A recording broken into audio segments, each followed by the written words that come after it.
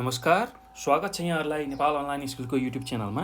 आज हामी कक्षा 10 को स्वास्थ्य, जनसङ्ख्या र वातावरण शिक्षा भन्ने जुन विषय छ त्यो विषयभित्र रहेको एकाइ 2 अन्तर्गतको जनसाङ्ख्यिकी, जनसङ्ख्या परिवर्तन र व्यवस्थापन भन्ने जुन एकाइ छ त्यो एकाइमा एसई एक्जामिनेसनमा अथवा एसएलसीमा सोधिएका पुराना प्रश्नहरू र त्यसमा आउन सक्ने सम्भावित प्रश्नहरू र त्यसको उत्तरहरू हामीले यो भिडियोमा लिएर आएका छौँ। हामी त्यसकै बारेमा यो भिडियोमा सिक्छौँ र तपाईहरुले योभन्दा अघिको भिडियोहरूमा स्वास्थ्य, जनसङ्ख्या र वातावरण शिक्षाको एकाइ 2 अन्तर्गत परेको जनसाङ्ख्यिकी, जनसङ्ख्या परिवर्तन र व्यवस्थापन भन्ने जुन एकाइ छ त्यसका छोटा प्रश्न उत्तरहरू एकदमै छोटा जुन चाहिँ 1 अङ्क प्राप्त हुन्छ जसबाट त्यसको बारेमा हामीले योभन्दा अघिको भिडियोमा चर्चा गरिसकेका छौँ। यदि तपाईहरुले त्यो भिडियो हेर्नु भएको छैन भने नेपाल अनलाइन स्कुलको युट्युब च्यानलमा गएर त्यहाँ भएको प्लेलिस्टमा गएर स्वास्थ्य, जनसङ्ख्या र वातावरण शिक्षा भनेर टाइप गरेर हेर्न सक्नुहुन्छ है त। ल अब चाहिँ हामी आज समूह बी अन्तर्गत पर्ने छोटा जुन प्रश्न छ त्यसको बारेमा चर्चा गर्छौँ। छोटा प्रश्नहरू र त्यसको उत्तरहरू हामीले यो भिडियोमा हेर्छौँ। र भाइ बहिनीहरू तपाईहरुले के गर्नु होला भने म यहाँ मुख्य बुँदाहरू तपाईहरुलाई लेखाइदिन्छु जुन चाहिँ एकदमै आवश्यक छन् र त्यही बुँदाहरूलाई आफ्नो भाषामा, आफ्नो शैलीमा तपाईहरुले लेख्ने प्रयास गर्नु होला र म सबै कुराहरू बताइदिन्छु कति लेख्ने, के लेख्ने त्यो कुराहरू तपाईहरुले ध्यानपूर्वक सुन्नु होला र त्यो सुनेकै आधारमा नि तपाईले एसईको एक्जामिनेसनमा लेख्न सक्नुहुन्छ है त। स्वास्थ्य, जनसङ्ख्या र वातावरण शिक्षामा जुन उत्तर तपाईले लेख्न पर्ने हो त्यो चाहिँ तपाईको मौलिक रूपमै उत्तर दिनुपर्ने हुन्छ एसईमा र त्यो मौलिक उत्तरलाई नै विशेष गरेर प्राथमिकता दिइन्छ र त्यसबाट नै बढी अङ्क प्राप्त हुन्छ। तपाईहरुले मुख्य बुँदा चाहिँ छुटाउनु भएन। मुख्य बुँदा भइसकेपछि अरू बाँकी रहेका जुन बुँदाहरू छ, कुराहरू छ त्यसलाई चाहिँ आफ्नो भाषा मिलाएर लेख्नुभयो भने सबैभन्दा उत्कृष्ट उत्तर मानिन्छ र त्यही अनुसारको तपाईहरुको नम्बरिङ हुन्छ, त्यही अनुसार तपाईहरुले अङ्क प्राप्त गर्नुहुन्छ। त्यसैले म यो भिडियोमा सबै कुराहरू लेखाउन्न, केही मुख्य बुँदागत कुराहरू तपाईहरुको लागि लेखाउँछु। त्यो कुरा तपाईहरुले टिप्नु होला र सुन्नु होला, सकभर एकदम ध्यानपूर्वक सुन्नु होला, किनभने मैले धेरै कुराहरू उत्तरमा भनिरहेको हुन्छु। त्यो चिजहरूलाई सुनेरै तपाईहरुले परीक्षामा लेख्न सक्नुहुन्छ। यसको लागि पुरै सबै भिडियोलाई हेरिरहनुपर्छ भन्ने छैन। भिडियोलाई सुन्दा पनि धेरै कुराहरू थाहा पाएर तपाईहरुले परीक्षामा सहजै लेख्न सक्नुहुन्छ है त। ल अब चाहिँ हामी प्रश्नतिर जाउँ। हाम्रो पहिलो प्रश्न के छ भन्दाखेरि हेर्नुस् त, स्वास्थ्य शिक्षा र स्वास्थ्य सेवा तथा सुविधाको अभावले कसरी मृत्युदरमा प्रभाव पार्छ, छोटकरीमा लेख्नुहोस् भनेर भनेको छ। ल अब हामीलाई थाहा छ आफूलाई स्वस्थ राख्ने, त्यस्तै घरको सेरोफेरोलाई स्वस्थ सफा राख्ने, त्यस्तै प्राथमिक उपचार गर्ने यदि कुनै दुर्घटना भइहाल्यो भने, त्यस्तै स्वास्थ्य चेतनाको जागरण आदि सबै कुराहरू चाहिँ स्वास्थ्य शिक्षाभित्र पर्दछन्। त्यो कुरा हामीलाई पहिलो कुरा थाहा हुनुपर्छ है त। ल यो कुराहरू पनि तपाईहरुले सुनेरै दिमागमा राख्नु होला। यो कुराहरू म भन्दै जान्छु र मुख्य बुँदा तपाईहरुलाई आवश्यक पर्ने बुँदा मात्र लेखाउँछु म र त्यो बुँदाहरूलाई पनि कपीमा टिप्नु होला है त। ल त्यसैगरी अब अर्को कुरा के कुरा बुझ्नु पर्यो भने यी दुवै जुन पक्ष छन्, हामीले भर्खरै कुरा गऱ्यौँ आफूलाई स्वस्थ राख्ने, घरको सेरोफेरो सफा स्वच्छ राख्ने, त्यस्तै कुनै दुर्घटना, आकस्मिक दुर्घटना भइहाल्यो भने प्राथमिक उपचारहरू गर्ने, स्वास्थ्य चेतनाको जागरण, यी सबै विविध कुराहरू चाहिँ स्वास्थ्य शिक्षाभित्र पर्छन्। यी पक्ष सकारात्मक हुँदाखेरि मृत्युदर घट्छ। ल हेर्नुहोस् त, हामीले मृत्युदरको प्रभावको बारेमा चर्चा गरिरहेछौँ। अहिले मृत्युदरको प्रभाव के हुन्छ त, स्वास्थ्य शिक्षा राम्रो भयो भने अथवा यसको अभाव भयो भने मृत्युदरमा कस्तो प्रभाव पर्छ त्यो कुरा हेरिरहेछौँ। ल त्यो हुँदाखेरि अब यही स्वास्थ्य शिक्षामा सकारात्मक पक्ष जुन छ त्यो सकारात्मक पक्ष राम्रो हुँदाखेरि मृत्युदर घट्छ र यदि त्यही पक्ष जुन स्वास्थ्य शिक्षाको पक्ष छ त्यो नकारात्मक भयो भने मृत्युदर बढ्छ। त्यस्तै अब स्वास्थ्य सेवा र सुविधाको अभाव हुँदा कुपोषण, सङ्क्रामक रोग बढ्न गई मृत्युदर पनि वृद्धि हुन्छ। ल त्यो कुरा हामीले बुझ्नु पर्यो है त। यस्तै औषधि उपचारको अभावले गर्दा पनि मृत्युदर बढ्न सक्छ। हो, त्यो हुने हुँदाखेरि स्वास्थ्य सेवा र सुविधाको वृद्धिले मृत्युदर घटाउने भएकाले स्वास्थ्य शिक्षा र स्वास्थ्य सेवाको सुविधाको छ जुन कुराहरू त्यसले चाहिँ मृत्युदर घटाउन सहयोग पुर्याउँछ भनेर तपाईँहरूले लेख्न सक्नुहुन्छ है त। एकदम सजिलो छ। अब यसमा मुख्य लेख्नै पर्ने सम्झिनै पर्ने बुँदा के छ भन्दाखेरि नि यसमा तपाईँहरूले बुझ्नै पर्ने कुरा भनेको अब सुरुमा त हाम्रो जुन स्वास्थ्य शिक्षा छ, स्वास्थ्य शिक्षाको जुन पक्ष छ, पक्ष सकारात्मक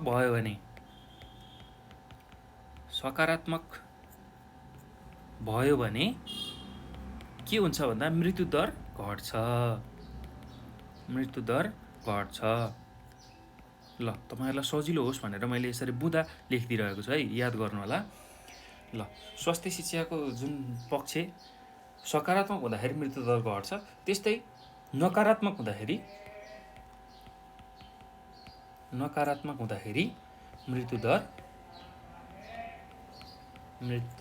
बढ्छ। ल यो कुरा तपाईँहरूले छुटाउनु भएन। अब अर्को कुरा भनेको स्वास्थ्य सेवा र सुविधाको अभाव हुँदाखेरि, स्वास्थ्य सेवा र सुविधाको अभाव हुँदा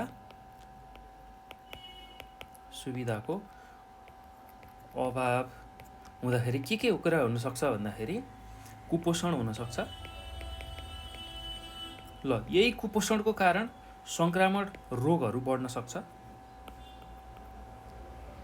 सङ्क्रमण गर्ने खालका रोगहरू हुन्छ, सङ्क्रामक रोगको वृद्धि। ल यो कुरा याद गर्नु होला, सङ्क्रामक रोगको वृद्धि हुन्छ। त्यो रोग बढ्नु भनेकै मान्छे मृत्युको अगाडि अथवा मृत्युको मुखमा पुग्नु हो। रोग लाएर नै मान्छे मरिरहेका छन्, त्यो कुरा तपाईँहरूलाई थाहा छ हो। त्यो भयो भने मृत्युदर वृद्धि। ल यो कुरा हामीले छुटाउनु भएन है। अब कसरी मृत्युदरमा प्रभाव परेको छ भन्दाखेरि यही कुराहरूलाई तपाईँले समेटेर लेख्न सक्नुहुन्छ। अब अर्को कुरा भनेको औषधि अभावको जुन कारण छ त्यसले पनि मृत्युदर बढ्छ। औषधि अभाव अथवा औषधि अथवा उपचारको अभाव, औषधिको अभाव अथवा उपचारको अभाव हुँदाखेरि पनि बिरामीको मृत्यु हुन सक्छ अथवा मृत्युदर बढ्न सक्छ। मृत्युदर बढ्ने। ल यति कुराहरू चाहिँ तपाईँहरूले नछुटाइकन लेख्नु होला है त।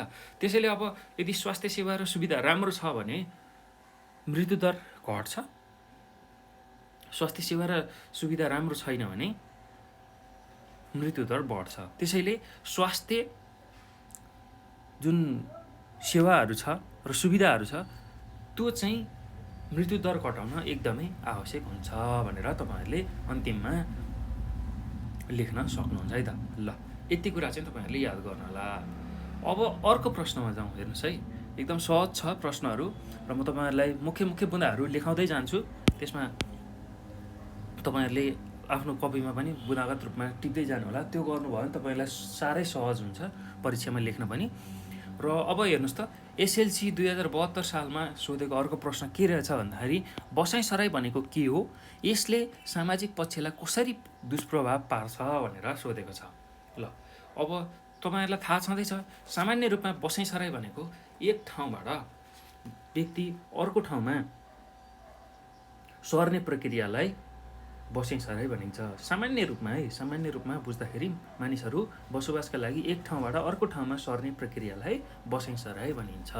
अब यसले चाहिँ कसरी सामाजिक पक्षहरूलाई दुष्प्रभाव पार्छ भनेर प्रश्नले सोधेको छ। ल म तपाईँलाई पहिला व्याख्या गर्छु, त्यसपछि मुख्य बुँदा लेखाइदिन्छु, त्यसपछि अर्को प्रश्नमा जान्छु है त। त्यो कुरा तपाईँले याद गर्नु होला।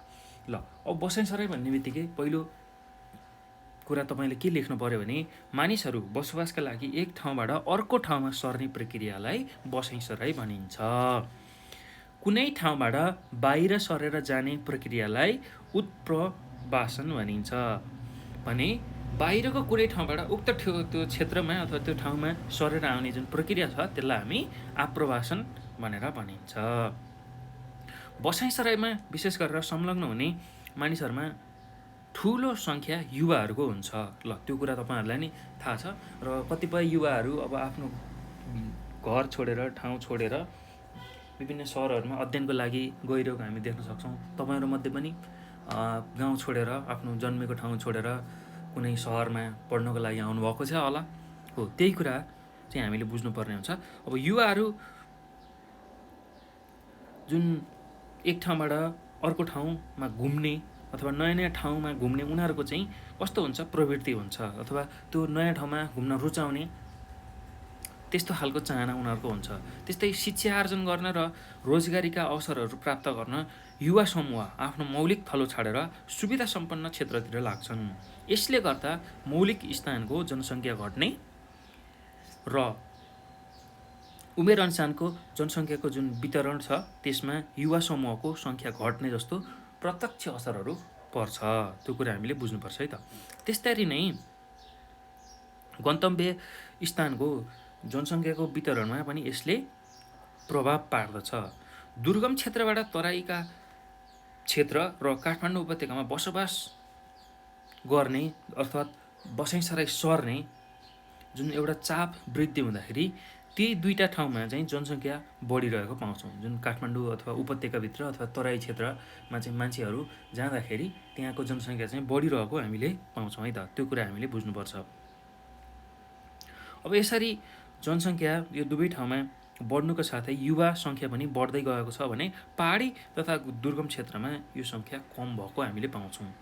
यसले गर्दाखेरि बसाइसराई जुन भइरहेको छ हो त्यो बसाइ सरेको ठाउँमा योग्य र दक्ष युवाहरूको अभाव हुने, जुन ठाउँबाट उनीहरूले छोडेर गएको छन् त्यो छोडेर गएको ठाउँमा चाहिँ एकदम दक्ष युवाहरूको चाहिँ अभाव हुने हुन्छ। अब सामाजिक विखण्डन निम्त्याउने, सामाजिक विखण्डनहरू निम्त्याउने हुन्छ। त्यस्तै काम गर्ने मानिसको अभावमा जग्गा जमिन बाँझो रहने, रोजगारीका अवसरहरू घट्ने र सामाजिक अशान्ति फैलने हुन्छ। बसाइसरी गएका ठाउँमा जनसङ्ख्या वृद्धि भई खाद्यान्न त्यस्तै बसोबास, खानेपानी, स्वास्थ्य सुविधा लगायतको अभाव हुने गर्छ। त्यो कुरा हामीले बुझ्नु पऱ्यो है त। ल यसरी चाहिँ तपाईँले यो उत्तर लेख्न सक्नुहुन्छ है। एकदम सहज छ, केही गाह्रो छैन। ल अब यसको उत्तरमा म मुख्य बुदाहरू लेखिदिन्छु, त्यो कुराहरूलाई तपाईँले टिप्पण गर्नु होला। मुख्य यसको उत्तरमा सुरुमा त बसाइसराई भनेको के हो छ। अब यसलाई यसरी लेख्नु होला। मानिसहरू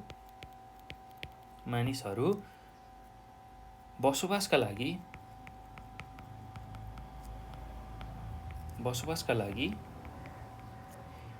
एक ठाउँबाट अर्को ठाउँमा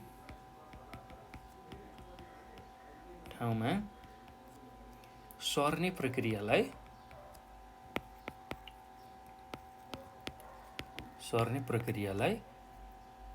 बसाइसराई भनिन्छ। ल अब यसमा पनि दुईवटा छ।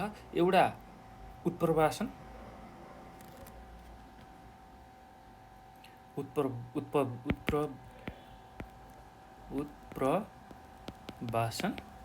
जसलाई हामी EMIGRATION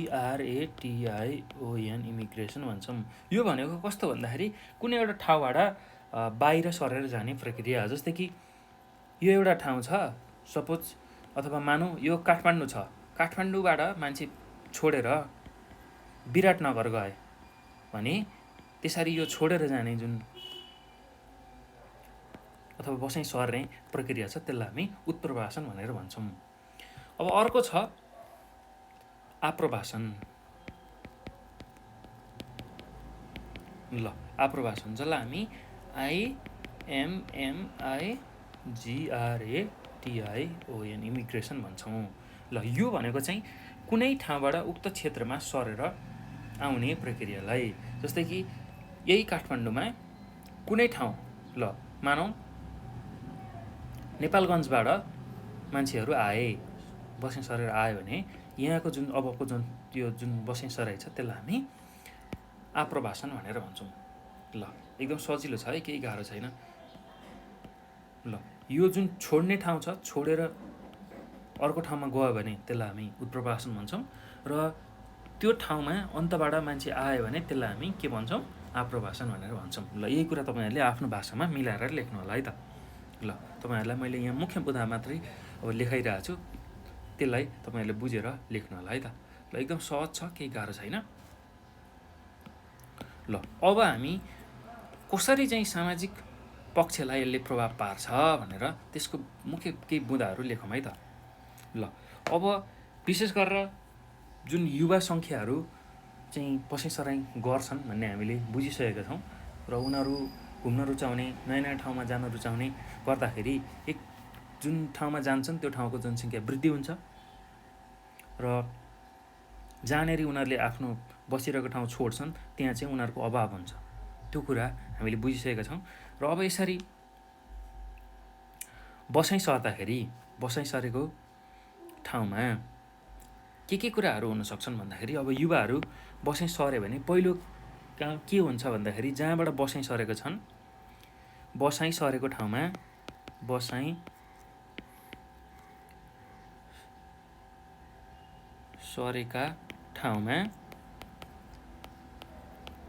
सरेका ठाउँमा योग्य र दक्ष युवाको अभाव हुन्छ। ल यो कुरा हामीले छुटाउनु भएन है। जुन ठाउँबाट बसाइ सरेर हिँडे, जस्तै कि मानिलिउँ ल रसुवा जिल्लामा युवाहरू थिए, उनीहरू चाहिँ त्यहाँबाट बसाइ सरेर काठमाडौँ भित्रिए पढ्नको लागि अथवा रोजगारीका लागि। काठमाडौँ भित्रिए भने यहाँ रसुवा छ, यहाँ काठमाडौँ। ल रसुवाबाट काठमाडौँ भित्रिए भने अब त्यो रसुवा भन्ने जुन ठाउँ छ त्यहाँ चाहिँ योग्य र दक्ष युवाको अभाव हुन पुग्छ। र अर्को कुरा के हुनसक्छ भने सामाजिक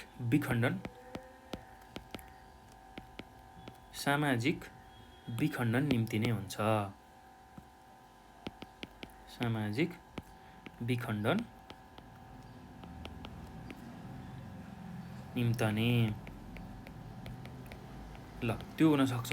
अर्को के हुनसक्छ भन्दाखेरि काम गर्ने मानिसको अभावमा जग्गा जमिन बाँझो रहने। काम गर्ने मानिसको अभावमा जग्गा जमिन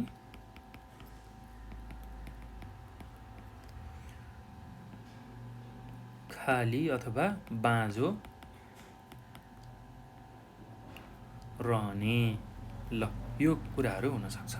अब अर्को कुरा के हुन्छ भन्दा रोजगारीको अवसर घट्ने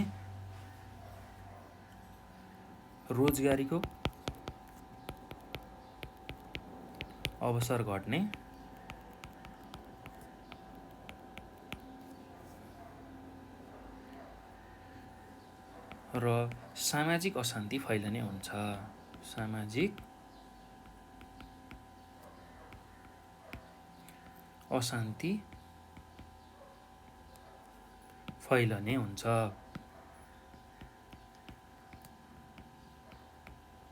ल यो कुरा हामीले बुझ्नु पर्यो है त। अब अर्को के हुनसक्छ भने जुन बसाइसरी गएका ठाउँमा बसाइसरी, जस्तै कि अब काठमाडौँको कुरा गरौँ है। अहिले हामीले रसुवाको कुराहरू लेख्यौँ, यही रसुवाको कुराहरू यहाँ लेख्यौँ। अब काठमाडौँमा चाहिँ के हुन्छ त? बसाइ सरेर काठमाडौँ पुग्यो भने काठमाडौँमा चाहिँ के हुन्छ भन्दाखेरि खाद्यान्न, त्यस्तै गरेर बस्ने खाने, त्यस्तै गरेर स्वास्थ्य सुविधा, खानेपानी आदिको अभाव हुन्छ। ल यो कुरा हामीले बुझ्नु पर्यो है त। ल यति कुराहरू चाहिँ तपाईँहरूले मिलाएर आफ्नो भाषामा, आफ्नो शैलीमा लेख्नु होला है त। एकदम सहज छ, केही गाह्रो छैन। र मैले मुख्य बुँदाहरू तपाईँहरूलाई यहाँ यसो लेखाइदिएँ ताकि तपाईँहरूलाई सजिलो होस् परीक्षामा यही कुराहरूलाई बुँदा यही सम्झिएर आफ्नो भाषामा तपाईँहरूले यसलाई लेख्न सक्नुभयो भने अझ उत्तम उत्तरहरू हुन्छ तपाईँको लागि र त्यसले राम्रो अङ्क पनि ल्याउन सहयोग गर्छ तपाईँहरूलाई। ल अब अर्को प्रश्नमा जाउँ, हेर्नुहोस् है। अब अर्को प्रश्न के छ भने डिम्ब निष्कासन र गर्भ खेर जाने तत्त्वले कसरी जन्ममा प्रभाव पार्दछ भनेर सोधेको छ। ल एकदम सहज छ, केही पनि गाह्रो छैन। ल यसमा हामीले के बुझ्नुपर्छ, पहिलो कुरा भन्दाखेरि डिम्ब निष्कासन र गर्भ खेर जाने दुवै तत्त्व जन्ममा प्रभाव पार्ने जैविक तत्त्व हुन्। दुवैले जन्मलाई प्रभाव पार्छ, त्यो कुरा हामीले बुझ्नु पर्यो। अब अर्को यसमा के कुरा लेख्न सक्नुहुन्छ तपाईँहरूले, के कुरा बुझ्न सक्नुहुन्छ भने महिलाको पाठेघरको दायाँ र बायाँ दुईवटा डिम्बाशयहरू हुन्छन्। अब प्रत्येक महिना कुनै एक डिम्बाशयबाट डिम्ब तयार भई रजस्वला भएको 14 दिनमा एउटा परिपक्व डिम्ब निष्कासन हुन्छ। बिस्तारै उक्त डिम्बवाहिनी नलीमा आएर बस्छ, त्यो कुरा हामीले बुझ्नुपर्छ। यस बेलामा पुरुष र महिलाको सहवास अथवा जुन यौन क्रियाहरू हुन्छ त्यो हुँदाखेरि पुरुषको शुक्रकीट महिलाको डिम्बासँग यदि मिल्यो भने त्यति बेला गर्भ रहने सम्भावना हुन्छ। अर्थात् डिम्ब परिपक्व भएको बेला सहवास भयो भने महिला गर्भवती हुन्छन्, अरू बेला गर्भ रहँदैन, त्यो कुरा हामीले सम्झनुपर्छ है त। त्यस्तै गर्भधारण हुँदैमा जीवित शिशु नजन्मन सक्छ। अब गर्भधारण त भएको छ तर शिशु पेटभित्रै मरेर जन्मने त्यस्तो पनि हुनसक्छ। त्यसैले अब शिशु जीवित नै जन्मन्छ भन्ने पनि हुन्न। प्रजनन पश्चात गर्भमा रहेको बच्चालाई पुरा समय गर्भमा राखेर जीवित जन्म दिने क्षमताको आवश्यकता पर्दछ, त्यो कुरा हामीले बुझ्नुपर्छ। कतिपय कारणले महिलाहरूमा गर्भ रहे पनि गर्भ खेर जाने वा मरेको शिशु जन्मने सम्भावना रहन्छ। ल यति कुरा हामीले लेख्नुपर्ने हुन्छ है त। एकदम सहज छ, केही गाह्रो छैन। र विशेष गरेर अब यसको उत्तरमा तपाईँहरूले म मुख्य बुँदा मात्रै लेखिदिन्छु, तपाईँहरूलाई मैले उत्तर भनिसकेँ के हुने रहेछ, त्यो कुराहरू तपाईँले बुझिसक्नुभयो। अब यसमा विशेष गरेर मुख्य छुटाउने नहुने कुरा भनेको डिम्ब निष्कासन र गर्भ खेर जाने जुन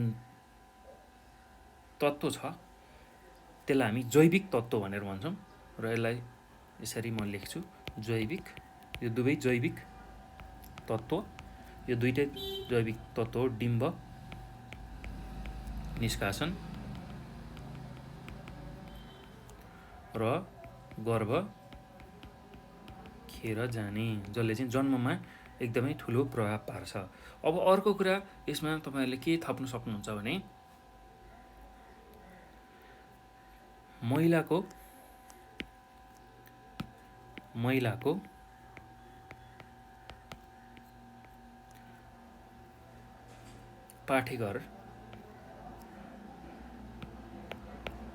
पाठेघरमा चाहिँ के हुन्छ भन्दाखेरि तपाईँहरूले दुईवटा डिम्बको उत्पादन हुन्छ। महिलाको पाठेघरमा डिम्बको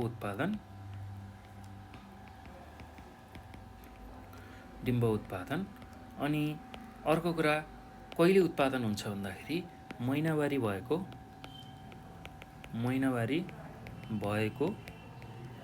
लगभग 14 दिनमा परिपक्व डिम्ब निष्कासन हुन्छ, त्यो कुरा हामीले बुझ्नु पर्यो है त। अब त्यति बेला सहवास भयो भने पुरुषसँग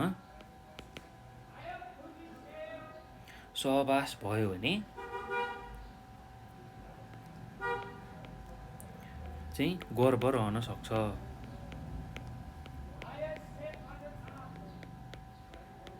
अब यो गर्भ ठ्याक्कै बस्छ नै भन्ने पनि हुँदैन, यसको उचित समय यसलाई दियो, यसको राम्रो स्याहार भयो भने मात्रै यो गर्भ बस्छ अथवा बच्चा जन्मने हुन्छ।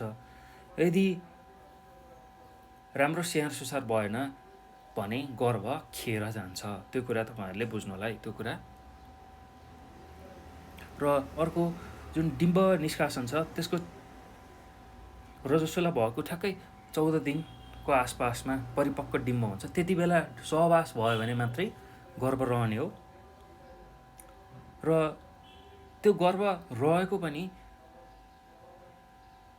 हामीले जीवित शिशु जुन जन्मनेवाला छ त्यो नजन्मने नि सक्छ। त्यसको लागि एउटा के चाहिन्छ भन्दाखेरि उसलाई बच्चालाई पुरा समय जन्मिनुको लागि जुन समय छुट्टिएको हुन्छ त्यो समय उसको लागि छुट्याउनुपर्छ र उसको स्याहार सुसार गर्भमै पनि आमाको स्याहार सुसार गर्नुपर्ने हुन्छ। त्यो भयो भने मात्रै बच्चा जन्मन्छ है त। ल यो कुरा हामीले बुझ्नुपर्छ। त्यसैले डिम्ब निष्कासन र गर्भ खेर जाने जुन जैविक तत्त्व छ त्यसले चाहिँ जन्ममा प्रभाव पार्दछ भनेर तपाईँहरूले लेख्न सक्नुहुन्छ है त। अब अर्को प्रश्नमा जाउँ। हेर्नुहोस् त, प्रश्न नम्बर 4मा जुन चाहिँ 2070 सालको एसएलसीमा सोधेको प्रश्न हो। र भाइ बहिनीहरू हामीले चाहिँ यसमा एसएलसी अथवा एसईमा सोधेका विगतका प्रश्नहरू र सोध्न सक्ने सम्भावित प्रश्नहरूको उत्तरहरू यो भिडियोमा गरिरहेछौँ, हेरिरहेछौँ। ल अब अर्कोमा के छ भने सक्रिय र आश्रित जनसङ्ख्या बीच फरक देखाउनुहोस् भनेर सोधेको छ। ल अब सक्रिय र आश्रित जनसङ्ख्या भन्ने बित्तिकै पहिला त्यसलाई बुझौँ। के हो त सक्रिय जनसङ्ख्या र आश्रित जनसङ्ख्या भनेको? आश्रित जनसङ्ख्या भन्ने बित्तिकै कुनै जनसङ्ख्यामा उनीहरू आश्रय लिने, जस्तै कि साना बालबच्चा, त्यसै गरी 60 वर्ष कटेका वृद्धहरू जो चाहिँ अरूमा भर पर्नुपर्ने हुन्छ सबै चिजको लागि हो, त्यस्ता खालका जनसङ्ख्यालाई हामी आश्रित जनसङ्ख्या भन्छौँ। उनीहरू चाहिँ आफैले काम गरेर जीविकोपार्जन गर्न सक्दैनन्, त्यस्तो खालको जनसङ्ख्यालाई हामी आश्रित जनसङ्ख्या भन्छौँ। र सक्रिय जनसङ्ख्या भन्ने बित्तिकै जसले चाहिँ काम गर्न सक्छन्, अर्थात् 15 देखि लगभग 59 वर्षको उमेरसम्म अथवा 60 वर्षको उमेर समूहका जुन जनसङ्ख्या छ उनीहरूले चाहिँ आफै काम गरेर आफ्नो जीविकोपार्जन गर्न सक्छन् हो। त्यही कुराको बारेमा हामीले लेख्नुपर्नेछ, त्यही फरक लेख्नुपर्नेछ है त। ल अब यसको उत्तरमा तपाईँले के लेख्न सक्नुहुन्छ भने कुनै स्थान, क्षेत्र र देशको जनसङ्ख्यालाई उमेरका हिसाबले 14 वर्षभन्दा मुनिको उमेर समूह, त्यस्तै 15 देखि 59 वर्षको उमेर समूह र 60 वर्ष वा सोभन्दा माथिको उमेर समूह गरी 3 वर्गमा विभाजन गरिएको छ। त्यो मध्ये 15 देखि 59 वर्षको जुन उमेर समूह छ त्यसले चाहिँ त्यो उमेर समूह अथवा जनसङ्ख्या छ त्यसले चाहिँ काम गरी अर्थोपार्जन गर्ने सक्ने भएकाले उक्त उमेर समूहलाई हामी सक्रिय जनसङ्ख्या भनेर भन्छौँ। र विक्रम सम्वत 2058 को जनगणना अनुसार नेपालमा चाहिँ लगभग 63.43%, त्यसमा लगभग पुरुष 71.68% र महिला 55.29% सक्रिय जनसङ्ख्या रहेको हामी पाउँछौँ है त। त्यस्तै 15 वर्ष मुनिका र 60 वर्ष र सोभन्दा माथिका जनसङ्ख्या चाहिँ काम गर्न असक्षम हुन्छन् हो। त्यस्तो खालको जुन जनसङ्ख्या छ त्यसलाई हामी आश्रित जनसङ्ख्या भनेर भन्छौँ। त्यो कुरा हामीले तपाईँहरूले बुझ्नु होला। र त्यसको पनि 2058 कै जनगणना अनुसार तिनीहरूको तथ्याङ्क कस्तो छ भन्दाखेरि नेपालमा 63.43% नै आश्रित जनसङ्ख्या रहेको हामीले पाउँछौँ। र जसमा 14 वर्षसम्मका उमेर समूह चाहिँ कति छ भन्दाखेरि 72.69% छ र 60 वर्षभन्दा माथिको चाहिँ 12% आश्रित जनसङ्ख्या रहेको हामी पाउँछौँ है त। ल त्यो कुरा तपाईँहरूले लेख्न सक्नुहुन्छ। एकदम सहज छ, केही गाह्रो छैन। यही सुनेकै भरमा पनि तपाईँहरूले धेरै कुराहरू लेख्न सक्नुहुन्छ। र विशेष गरेर अब सक्रिय जनसङ्ख्या, सक्रियमा के लेख्न सक्नुहुन्छ भने म एकदम छोटकरीमा तपाईँहरूलाई लेखाइदिन्छु। सक्रिय यतापट्टि सक्रिय राख्नुहोस्, यतापट्टि आश्रित। ल मुख्य कुरा भनेको यसलाई 2 तरिकाले लेख्न सकिन्छ। पहिलो सक्रिय जनसङ्ख्या भनेको पहिला यसको उमेर समूह लेख्नुहोस्। सक्रिय जनसङ्ख्या भनेको 15 देखि 59 वर्षको उमेर। ल यति कुरा तपाईँहरूले लेख्न सक्नुहुन्छ है त। यति वर्षको उमेर समूहको जनसङ्ख्या भनेर त्यसलाई जो सक्रिय जनसङ्ख्या भनेर लेख्न सक्नुहुन्छ। र आश्रित जनसङ्ख्या भनेको अब यसमा 14 वर्ष मुनिका, जसलाई हामी 0 देखि 14 वर्ष उमेर समूह,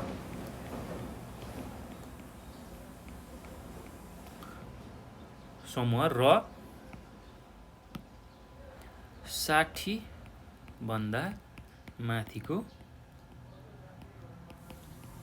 उमेर समूह। ल उमेर समूह यति कुरा तपाईँहरूले नछुटाउनु होला है त। यसलाई आफ्नो भाषामा मिलाएर लेख्नु होला। मैले मुख्य बुँदा तपाईँहरूलाई टिपाउँदैछु। र अर्को बुँदामा के लेख्न सक्नुहुन्छ भने तपाईँहरूले अब काम गर्न सक्ने र नसक्नेको आधारमा सक्रिय र आश्रित जनसङ्ख्या छुट्याएको। त्यही हुँदाखेरि हामीले अब यो सक्रिय जनसङ्ख्या चाहिँ के गर्न सक्ने खालको हुन्छ भन्दाखेरि काम गरी अर्थोपार्जन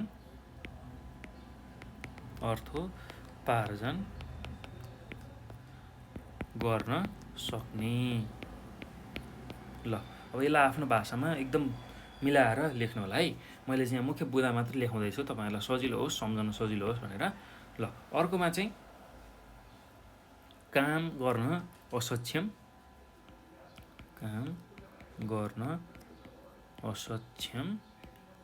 र अरूमा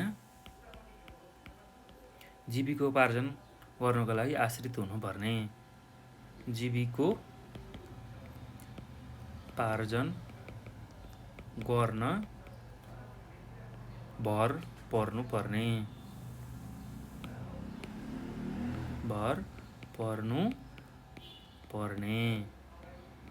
ल यही नै हो मुख्य बुँदा। अब यसमा आफ्नो भाषा प्रयोग गरेर यसलाई एकदमै मिठासका साथ तपाईँहरूले लेख्नु होला है। आफ्नो जुन मौलिकता छ, मौलिकता झल्काएर चाहिँ यसलाई मजाले यसको वाक्य पुरा गरेर लेख्नु होला है त। ल यति कुरा तपाईँहरूले लेख्नुभयो भने तपाईँहरूको राम्रो अङ्क प्राप्त हुन्छ। ल अब अर्को प्रश्नमा जाउँ। हेर्नुहोस् त। ल अर्को प्रश्न के सोधेको छ भन्दाखेरि उमेर विशिष्ट प्रजनन दर भन्नाले के बुझिन्छ, यसको महत्त्व र आवश्यकताबारे चर्चा गर्नुहोस् भनेर सोधेको छ। ल एकदम सहज छ यसको उत्तर पनि। अब सुरुमा त यसको व्याख्या गर्नुभन्दा अगाडि यसको परिभाषालाई बुझौँ है त। उमेर विशिष्ट प्रजनन दर भनेको के हो भन्दाखेरि कुनै एउटा निश्चित उमेर समूहका प्रति 1000 महिलाबाट 1 वर्षभित्र जन्मिएका जीवित शिशुहरूको सङ्ख्यालाई उमेर विशिष्ट प्रजनन दर भनिन्छ, जसलाई हामी ASFR अर्थात् एज स्पेसिफिक फर्टिलिटी रेट पनि भनेर भन्छौँ है त। ल त्यसको पहिला उत्तर लेखिहालौँ है त। एकदम सहज छ। म यसलाई भन्दै उत्तर लेख्दै जान्छु, त्यो गर्दा तपाईँहरूलाई पनि सहज हुन्छ। एउटा निश्चित उमेर समूहका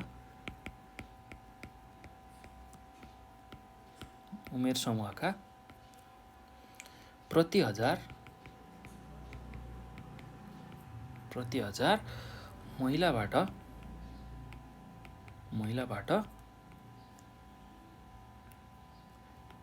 1 वर्षभित्र जन्मिएका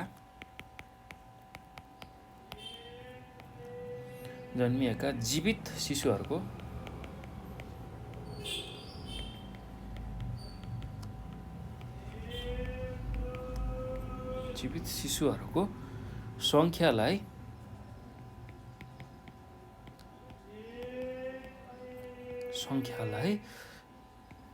उमेर विशिष्ट प्रजनन दर, जसलाई हामी अङ्ग्रेजीमा ASFR अर्थात् एज स्पेसिफिक फर्टिलिटी रेट भनेर भन्छौँ है त। ल अब यो कुरा हामीले बुझिसक्यौँ।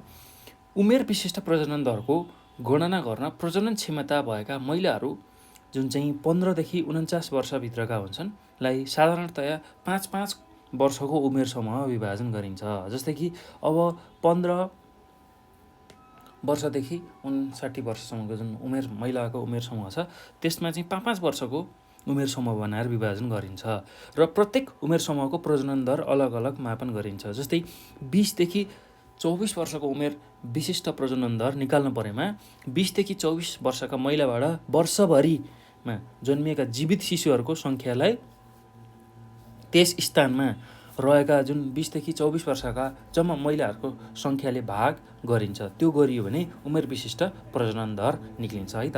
अब यसको सूत्र छ, त्यो सूत्र पनि लेखौँ। म तपाईँहरूलाई छोटकरीमा सूत्र लेखिदिन्छु र त्यही अनुसार तपाईँले यो कुराहरू परीक्षामा पनि लेख्न सक्नुहुन्छ है त। उमेर विशिष्ट प्रजनन दर निकाल्ने सूत्र भनेको उमेर विशिष्ट प्रजनन दर भनेको कसरी निक्लिन्छ भन्दा 1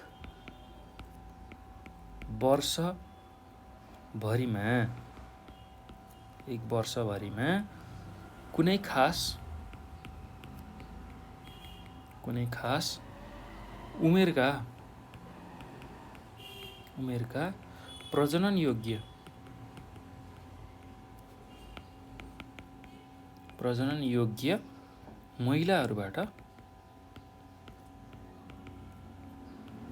महिलाबाट जन्मेका शिशुहरूको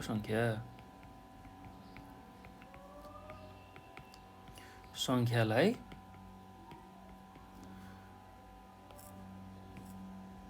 चाहिँ केले भाग गर्नुपर्छ भन्दाखेरि त्यही उमेर समूहका महिलाहरूको मध्य वर्षको कुल जनसङ्ख्याले हामीले भाग गऱ्यौँ भने उमेर विशिष्ट प्रजनन दर आउँछ है त। एकदम सहज छ, केही गाह्रो छैन। ल अब यसलाई केले भाग गर्नु पर्यो, त्यही उमेर समूहका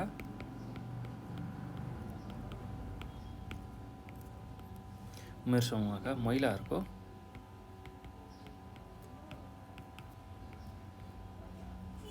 मध्य वर्षको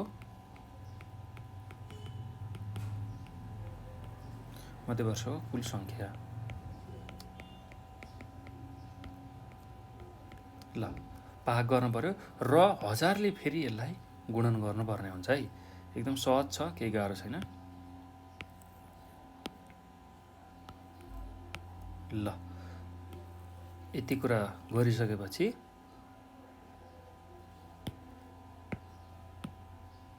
ल 1000ले यसरी गुणन गर्नुपर्ने हुन्छ। यो गरियो भने उमेर विशिष्ट प्रजनन दर आउँछ। अब यसमा जस्तै कि 20 देखि 24 वर्षको उमेर समूहको विशिष्ट प्रजनन दर निकाल्नु पर्यो भने पहिला के गर्नु पर्यो भन्दाखेरि जुन 20 देखि 24 वर्षको जुन महिलाहरू छ तिनीहरूले 1 वर्षभित्रमा कति चाहिँ जीवित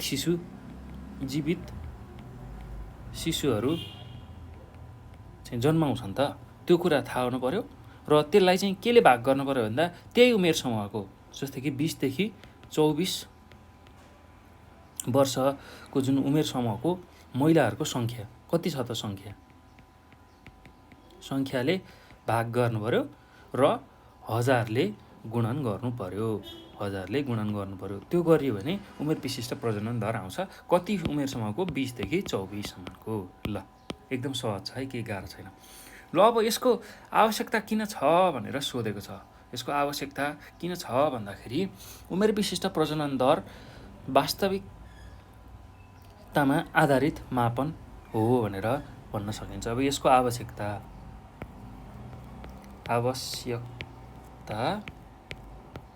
एवं महत्त्व किन छ त त्यही कुरालाई लेखौँ है त। भन्दाखेरि यो चाहिँ कस्तो हो भन्दाखेरि वास्तविकतामा आधारित मापन हो। त्यो भएर यसको महत्त्व छ र यसबाट प्रजनन योग्य महिलाहरू जुन 14 देखि 49 वर्षका मध्ये कुन उमेर समूहको महिलाहरूले सबैभन्दा बढी र कुन उमेर समूहका महिलाहरूले सबैभन्दा कम बच्चा जन्माउँछन् भन्ने वास्तविक तथ्य पत्ता लाग्छ। ठिक छ। ल, वास्तविकतामा आधारित मापन किन भनिएको रहेछ भन्दाखेरि जस्तै कि कुन उमेर समूहमा बढी बच्चा जन्मिने रहेछ, उमेर समूहमा बढी बच्चा जन्मिने रहेछ र कुन उमेर समूहमा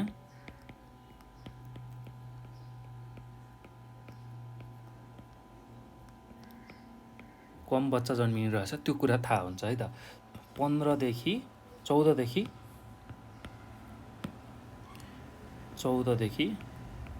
49 वर्षका महिलाहरूको उमेर समूहमा ल यति उमेर समूहमा चाहिँ कुन उमेर समूहका महिलाले बढी बच्चा जन्माउने रहेछन् र कुन उमेर समूहका महिलाले कम बच्चा जन्माउने रहेछन् त्यो वास्तविक रूपमा मापन गर्न सकिने भएको हुनाले यसलाई चाहिँ वास्तविकतामा आधारित मापन भनिन्छ र त्यसैले नै यो एकदमै आवश्यक मानिन्छ। ल, अब त्यो कुरा बुझिसकेपछि अर्को कुरा यसको के महत्त्व छ भन्दा यसबाट महिलाहरूको प्रजनन क्षमता सधैँभरि एकनाश हुँदैन, उमेर बढ्दै जाँदा प्रजनन क्षमता घट्दै जान्छ भन्ने कुरा थाहा हुन्छ। जस्तै कि 20 देखि 24 अथवा 25 देखि 29 वर्षको उमेर समूहका महिलाहरूको प्रजनन दर उच्च हुन्छ, त्यसपछि क्रमशः घट्दै जान्छ। अब के कुरा पत्ता लगाउन अर्को यसले सहयोग गर्यो भन्दाखेरि प्रजनन क्षमता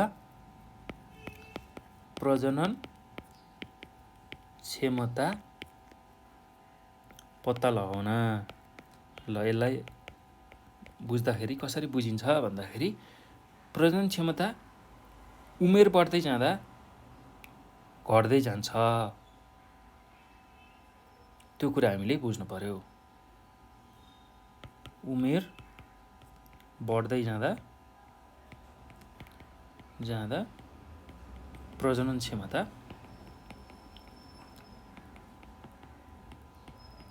घट्दै जाने। ल, यो कुरा हामीले सम्झनु पर्यो है त। अब यसको अर्को महत्त्व पनि छ। यसको अर्को महत्त्व के छ भने यसबाट कुन उमेर समूहका महिलाको उच्च प्रजनन क्षमता छ भन्ने कुरा थाहा हुने भएकाले जनसङ्ख्या नियन्त्रण गर्न कुन उमेर समूहमा विशेष प्राथमिकता दिनुपर्छ भन्ने कुराको बोध हुन्छ र सोही अनुसार योजना बनाउन सहयोग पुग्छ। ल, जनसङ्ख्या प्रजनन क्षमता पत्ता लगाउन सहज हुन्छ, त्यो कुरा हामीले बुझिसक्यौँ। त्यसमा अर्को के कुरा जोडौँ भने त्यसले चाहिँ जनसङ्ख्या नियन्त्रण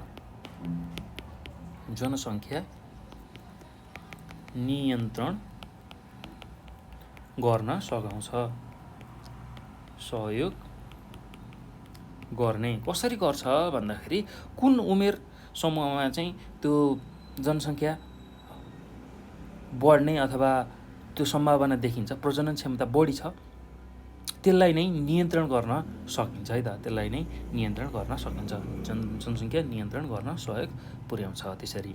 ल, यति चाहिँ कुराहरू तपाईँहरूले लेख्नु होला है त। एकदम सहज छ, केही गाह्रो छैन। ल, अब यो पछि हामी अर्को प्रश्नमा जाउँ। अर्को प्रश्नलाई के भनेको छ भन्दाखेरि उमेर विशिष्ट मृत्यु दर थाहा पाउनु किन आवश्यक छ, यसलाई कसरी गणना गरिन्छ सूत्रसहित लेख्नुहोस् भनेर सोधेको छ। ल, यो एकदम सहज छ, केही गाह्रो छैन। ल, अब के कुरा बुझ्नु पर्यो भने हामीले उमेर विशिष्ट मृत्यु दर भनेको के हो पहिला त्यसलाई बुझौँ है त।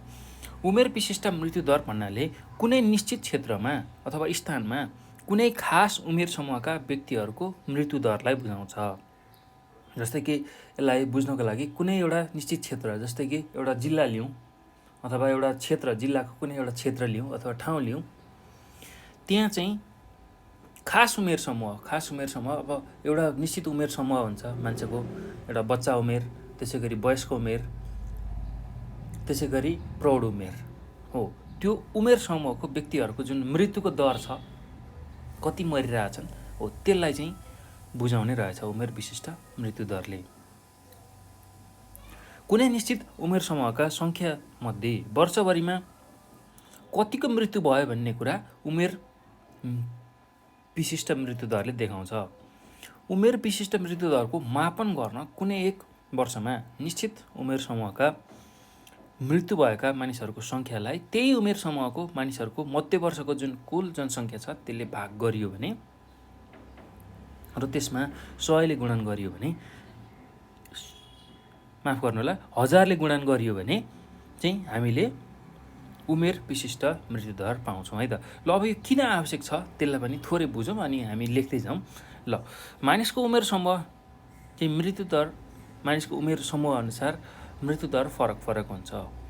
बाल्य अवस्थामा मृत्युदर बढी हुन्छ, युवा अवस्थामा सो दर न्यून हुन्छ र वृद्ध अवस्थामा फेरि त्यो बढ्छ। यसरी जीवनका विभिन्न अवस्थामा मृत्युदर फरक फरक हुन्छ। खास उमेर समूहको मृत्युदरको वास्तविक स्थिति थाहा पाउन उमेर विशिष्ट मृत्युदरको मापन गर्ने गरिन्छ। ल त्यो चाहिँ त्यही भएर नै यो एकदमै आवश्यक रहेछ। त्यस्तै उमेर विशिष्ट मृत्युदरको मापनबाट कुन उमेर समूहको मृत्युदर बढी र कुन उमेर समूहको मृत्युदर सबैभन्दा कम छ भन्ने कुरा पनि जानकारी पाउन सकिन्छ। त्यसैले यो उमेर विशिष्ट मृत्युदर थाहा पाउनु आवश्यक पर्छ भनेर तपाईँहरूले लेख्न सक्नुहुन्छ है त। एकदम सहज छ, केही गाह्रो छैन। ल अब यसको उत्तरमा कसरी लेख्ने भन्दाखेरि सुरुमा त हामीले के बुझ्नु पर्यो भन्दा अब यो किन आवश्यक छ भन्दाखेरि हामीले मानिसको उमेरअनुसार मृत्युदर फरक हुन्छ त्यो लेख्न सक्छौँ। मानिसको उमेरअनुसार मृत्युदर फरक हुन्छ। जस्तै कि बाल्य अवस्थामा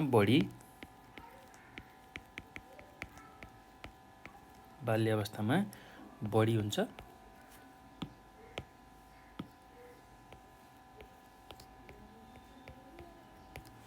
त्यस्तै युवा अवस्थामा न्यून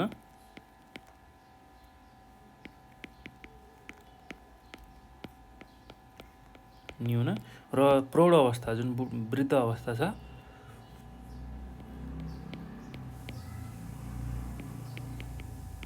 वृद्ध अवस्थामा पुनः बढ्छ। ल यो कुरा हामीलाई थाहा हुनु पर्यो है, मृत्युदर यसरी फरक हुन्छ। अब विशेष गरेर खास उमेर समूहको मृत्युदरको वास्तविक स्थिति थाहा पाउन उमेर विशिष्ट मृत्युदरमा मापन गरिन्छ। अब यसको मुख्य काम भनेको के रहेछ भन्दाखेरि खास उमेर समूहको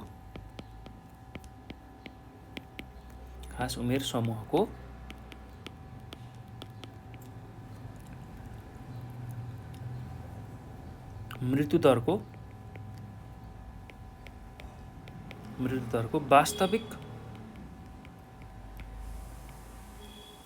वास्तविक स्थिति थाहा पाउन स्थिति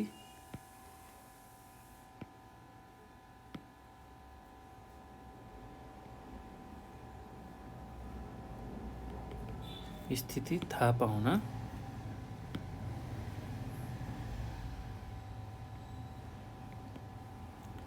पाउन चाहिँ उमेर विशिष्ट मृत्युदरको मापन गरिन्छ। उमेर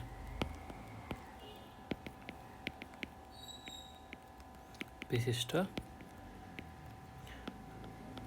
मृत्युदरको मापन गरिन्छ। र अर्को यसको मुख्य आवश्यकता भनेको यसको मापनबाट, उमेर विशिष्ट मृत्युदरको मापनबाट चाहिँ के हुन्छ भन्दाखेरि कुन उमेर समूहको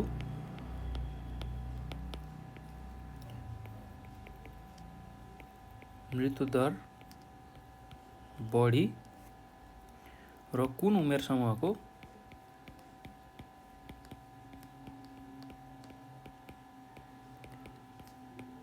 मृत्युदर कम छ भन्ने कुराको जानकारी हुन्छ।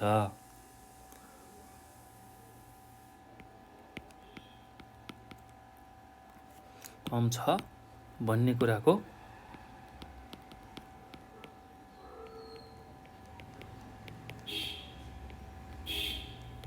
जानकारी प्राप्त हुन्छ। ल यति कुरा चाहिँ तपाईँहरूले बुझ्नु पऱ्यो है त। यही नै यसको आवश्यकता हो।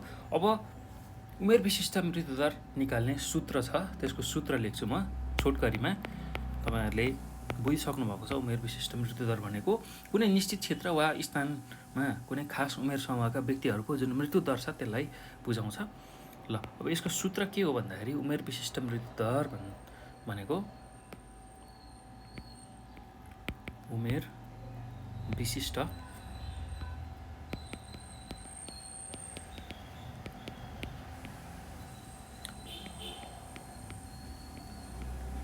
मृत्युदर भनेको 1 वर्षभित्रमा कुनै निश्चित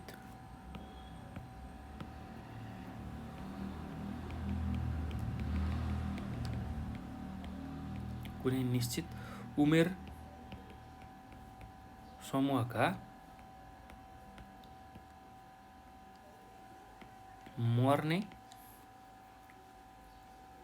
मानिसहरूको सङ्ख्यालाई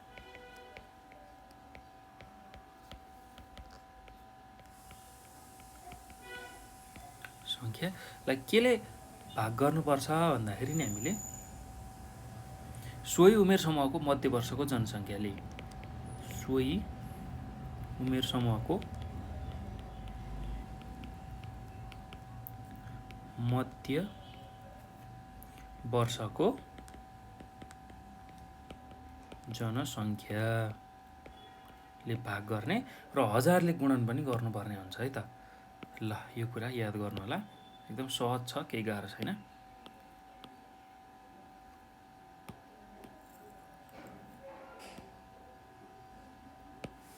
ल यसलाई 1000ले गुणन गर्यो भने चाहिँ उमेर विशिष्ट मृत्युदर आउँछ। ल यति कुरा तपाईँहरूले लेख्नु होला है त, आफ्नो भाषामा मिलाएर लेख्नु होला। मैले मुख्य बुदागत कुराहरू यहाँ लेखाइरहेको छु तपाईँहरूलाई सहज होस् भनेर। ल अब हामी अर्को प्रश्नमा जाउँ। अर्को प्रश्न के छ भन्दाखेरि आश्रित अनुपातको अवधारणा दिई यसको सूत्र प्रयोग गरी काल्पनिक तथ्याङ्कको आश्रित अनुपात निकाल्नुहोस् भनेको छ। ल एकदम सहज छ, केही पनि गाह्रो छैन। अब आश्रित भन्ने बित्तिकै आश्रितको परिभाषा के हो भन्दाखेरि आफूले काम गर्न नसक्ने र अरूमा जीविकोपार्जनको लागि अरूमा भर पर्नुपर्ने जुन त्यस्तो खालको जुन जनसङ्ख्याको समूह छ त्यसलाई हामी आश्रित जनसङ्ख्या भनिन्छ। अब त्यसको अनुपात चाहिएको छ, त्यसको अवधारणा के हो त्यो कुरा र कसरी चाहिँ यसको सूत्र प्रयोग गरेर हामीले एउटा काल्पनिक तथ्याङ्क र त्यसको अनुपात निकाल्न पर्ने हामीलाई प्रश्नले सोधेको छ। एकदम सहज छ, केही गाह्रो छैन। ल अब पहिला त के कुरा हामीले बुझौँ भने नि कुनै पनि स्थान वा देशको जनसङ्ख्यालाई उमेरको संरचनाका आधारमा मूलतः 3 भागमा बाँड्न सकिन्छ। ल पहिला त्यही कुरालाई लेखौँ है त। यसको उत्तरमा मुख्य बुँदा लेख्दैछु है मैले, तपाईँहरूले यसलाई लेख्नु होला। कुनै पनि स्थान वा देशको जनसङ्ख्यालाई उमेरका संरचनाका आधारमा 3 भागमा बाँड्न सकिन्छ। जस्तै कि पहिलो भनेको 14 वर्षसम्मको उमेर समूह, जन्मेदेखि 14 वर्ष। दोस्रो भनेको 15 देखि 59 वर्ष र तेस्रो भनेको 60 वर्ष र सोभन्दा माथि, 60 वर्ष र सोभन्दा माथि। ल यति कुरा हामीले बुझ्नु पर्यो। अब अर्को कुरा यसमा के बुझ्न सकिन्छ भने 15 देखि 59 वर्ष उमेरका जनसङ्ख्या परिश्रमी गरी अर्थात् परिश्रम गरेर अर्थोपार्जन गर्न सक्ने मानिन्छन् भने त्यो उमेर समूहको जनसङ्ख्यालाई आर्थिक रूपमा सक्रिय जनसङ्ख्या भनिन्छ। त्यस्तै 14 वर्ष मुनिका र 60 वर्ष वा सोभन्दा माथिका जनसङ्ख्या आर्थिक रूपमा निष्क्रिय हुन्छन्। ल हेर्नुहोस् त, यो 15 देखि 59 वर्षका उमेर समूह छ, यो चाहिँ सक्रिय जनसङ्ख्या। अब यसलाई सक्रिय जनसङ्ख्या हामीले भन्छौँ, त्यो कुरा हामीले बुझ्नु पर्यो। र जुन 14 वर्षसम्मको र 60 भन्दा माथिको जुन उमेर समूह छ त्यसलाई हामी आश्रित अथवा निष्क्रिय, आर्थिक रूपमा निष्क्रिय जनसङ्ख्या भनेर मान्छौँ है त। ल आश्रित, यो पनि आश्रित। यसलाई अझ विस्तारमा लेख्ने हो भने यसलाई हामी इकोनोमिकल्ली इनएक्टिभ भन्छौँ। इकोनोमिकल्ली इनएक्टिभ, र यसलाई पनि त्यही नै।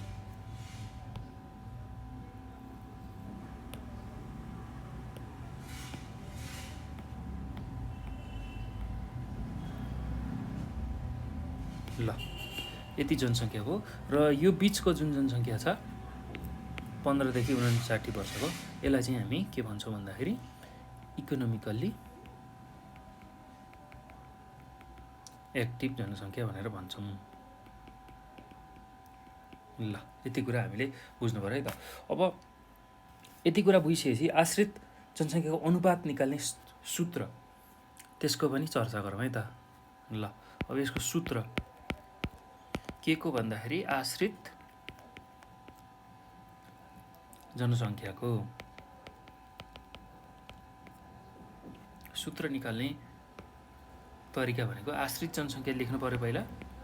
आश्रित जनसङ्ख्या। ल आश्रित जनसङ्ख्या निकाल्न हामीले सुरुमा के गर्छौँ भन्दाखेरि आश्रितहरूको सङ्ख्यालाई आर्थिक रूपले सक्रिय जुन जनसङ्ख्या छ त्यसले भाग गर्ने र 100 ले गुणन गर्ने। ल यसमा आश्रितहरूको सङ्ख्या, र यो भनेको 14 वर्ष मुनिका देखि 60 वर्षभन्दा माथिका, 60 वर्षदेखि माथि। ल यो जनसङ्ख्या चाहियो, र यसलाई केले भाग गर्नुपर्छ भन्दाखेरि हामीले आर्थिक रूपले सक्रिय जनसङ्ख्या, आर्थिक रूपले सक्रिय जनसङ्ख्या। ल यति कुरा हामीले लेख्नु पर्यो है त। र यसलाई फेरि 100 ले गुणन गर्नुपर्ने हुन्छ, त्यो कुरा नै हामीले लेखौँ।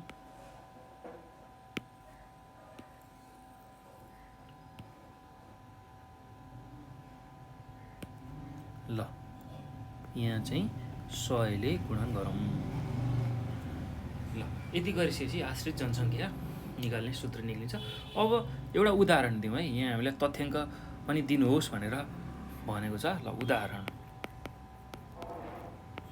ल कसरी निक्लिने रहेछ भन्दाखेरि अब यसको उदाहरणमा मानौँ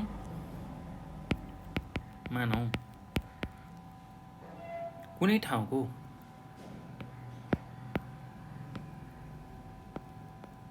कुनै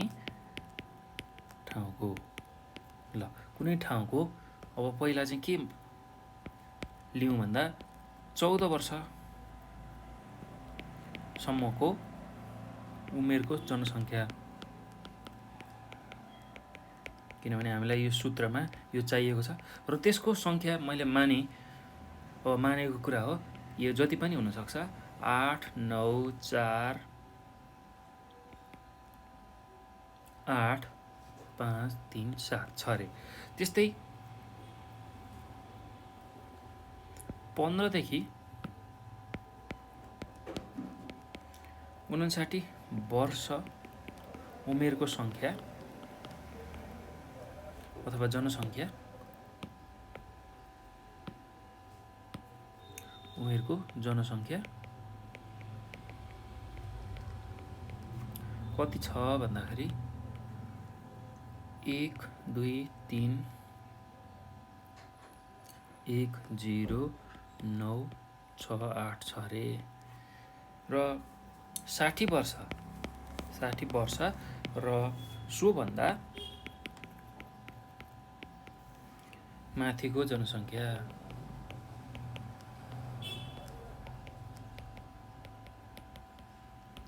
त्योभन्दा माथिको जनसङ्ख्या मानौँ 1 4 7 7 3 7 9 छ अरे। ल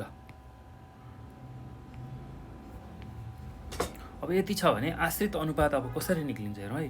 अब त सूत्र लगाए मात्रै भयो, आश्रित अनुपात निकाल्न पर्ने छ।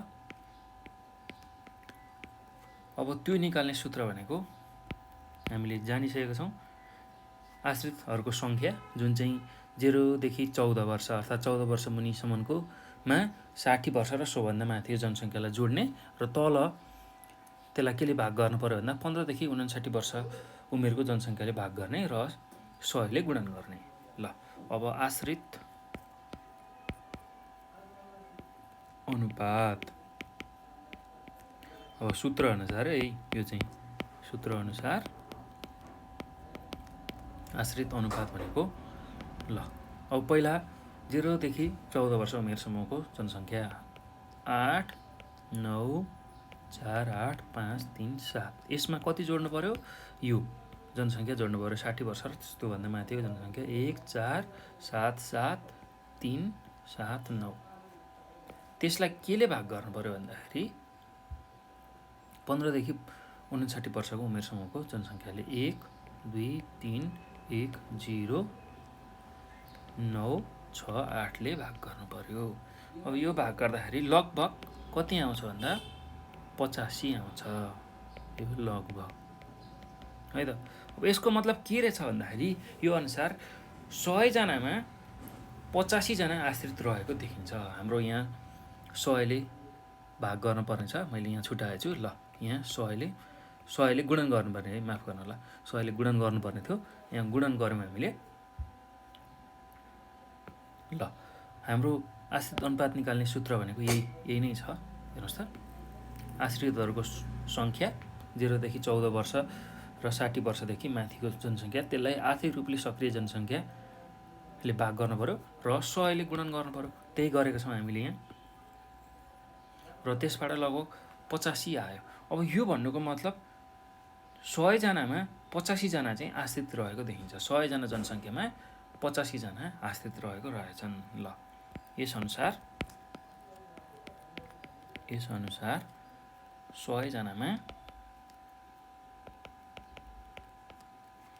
85 जना आश्रित रहेको देखिन्छ। ल यति कुरा तपाईँहरूले लेख्नु होला है त, एकदम सहज छ, केही गाह्रो छैन। ल अब यो पछि हामी अर्को प्रश्नमा जान्छौँ। अर्को प्रश्नमा हेर्नुहोस् त, अर्को प्रश्नमा के भनेको छ भन्दाखेरि एकदम सहज छ यो पनि। शिशु मृत्युदरलाई परिभाषित गरी यसको मापन गर्ने सूत्र उल्लेख गर्नुहोस्। ल शिशु मृत्युदर के हो त्यसलाई पहिला परिभाषा लेख्नु पर्यो, र त्यो निकाल्ने सूत्र के हो त्यो पनि हामीले लेख्नु पर्यो है त। एकदम सहज छ, केही गाह्रो छैन। ल अब हामी यसको उत्तर लेखौँ त, एकदम सहज छ। पहिला शिशु मृत्युदर भन्ने बित्तिकै अब हामीले के बुझ्नु पर्यो भने बच्चा जन्मेको 1 वर्षभित्र हुने जुन मृत्यु छ त्यसलाई शिशु मृत्यु भनेर भनिन्छ। शिशु मृत्युदर भनेको चाहिँ कुनै ठाउँमा कुनै खास वर्षभरि प्रति 1000 जीवित जन्ममा 1 वर्ष नबित्दै मर्ने शिशुहरूको सङ्ख्या भन्ने बुझिन्छ। ल पहिला शिशु मृत्युलाई बुझौँ। त्यो भनेको के रहेछ भन्दा बच्चा जन्मेको 1 वर्षभित्र हुने जुन मृत्यु छ त्यसलाई शिशु मृत्यु भन्ने रहेछ। अनि शिशु मृत्यु दर भनेको चाहिँ कुनै ठाउँमा कुनै खास वर्षभरि प्रति 1000 जीवित जन्ममा 1 वर्ष नबित्दै मर्ने शिशुहरूको सङ्ख्या भन्ने बुझिन्छ। ल यो चाहिँ देशको सामाजिक आर्थिक र स्वास्थ्य अवस्था देखाउने एउटा सूचक हो भनेर भन्न सकिन्छ। ल त्यही कुरालाई लेखौँ अनि यसको सूत्र लेखौँ है त। ल शिशु मृत्यु दर भन्दा नि पहिला शिशु मृत्युको के परिभाषा लेखौँ है त। बच्चा जन्मेको 1 वर्षभित्र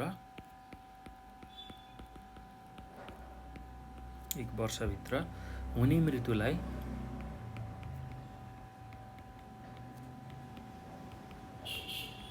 मृत्युलाई शिशु मृत्यु भनिन्छ।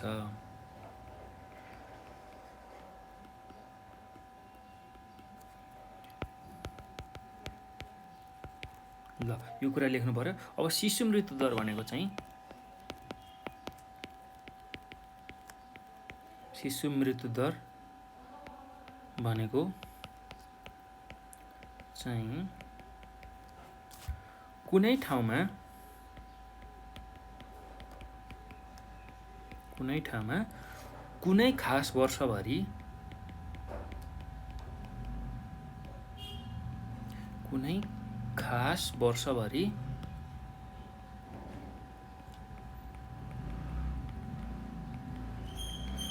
प्रति हजार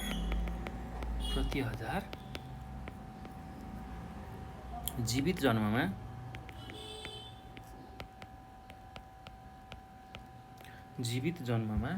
1 वर्ष नबित्दै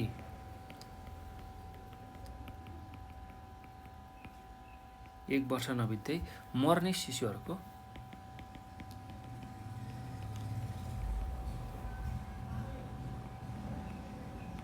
शिशुहरूको सङ्ख्या भन्ने बुझिन्छ। ल यो कुरा तपाईहरुले छुटाउनु भएन र यसलाई अलिकता के थप्न सकिन्छ भने यसमा यो देशको सामाजिक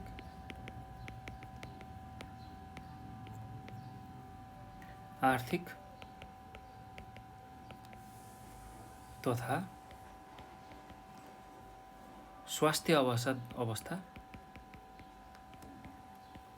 अवस्था देखाउने सूचक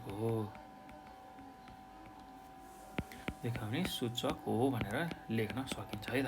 ल अब यसको सूत्र शिशु मृत्यु दर निकाल्ने सूत्र पनि हामीले लेख्नु पर्ने छ। शिशु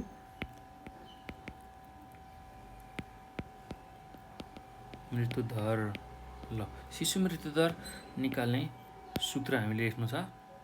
ल एकदम सहज छ यसको सूत्र, केही गाह्रो छैन। ल हेर्नुहोस् है त, यसमा पहिला कुनै ठाउँमा यो हाम्रो सूत्र हो है। शिशु मृत्यु दर निकाल्ने सूत्र भनेको कुनै ठाउँमा कुनै वर्षमा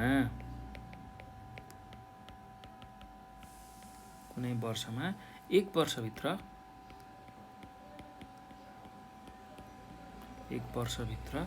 मृत्यु हुने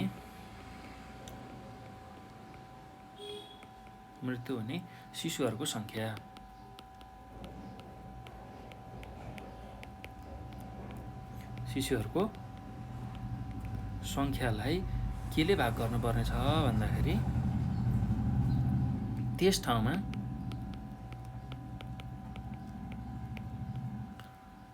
उक्त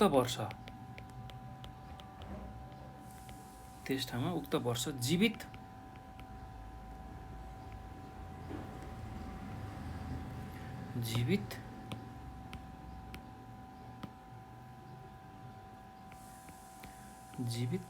जन्मिएका कुल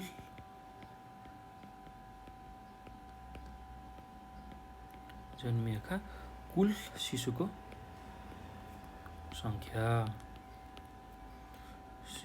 सङ्ख्याले भाग गर्नु पर्यो र त्यसमा 1000 ले गुणन गर्नु पर्यो। त्यो गऱ्यो भने शिशु मृत्यु दरको चाहिँ मापन गर्न सकिन्छ।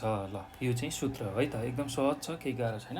ल अब यो पछि भाइ बहिनीहरू हामी अर्को प्रश्नमा पनि जाउँ। अर्को प्रश्नलाई हेरौँ।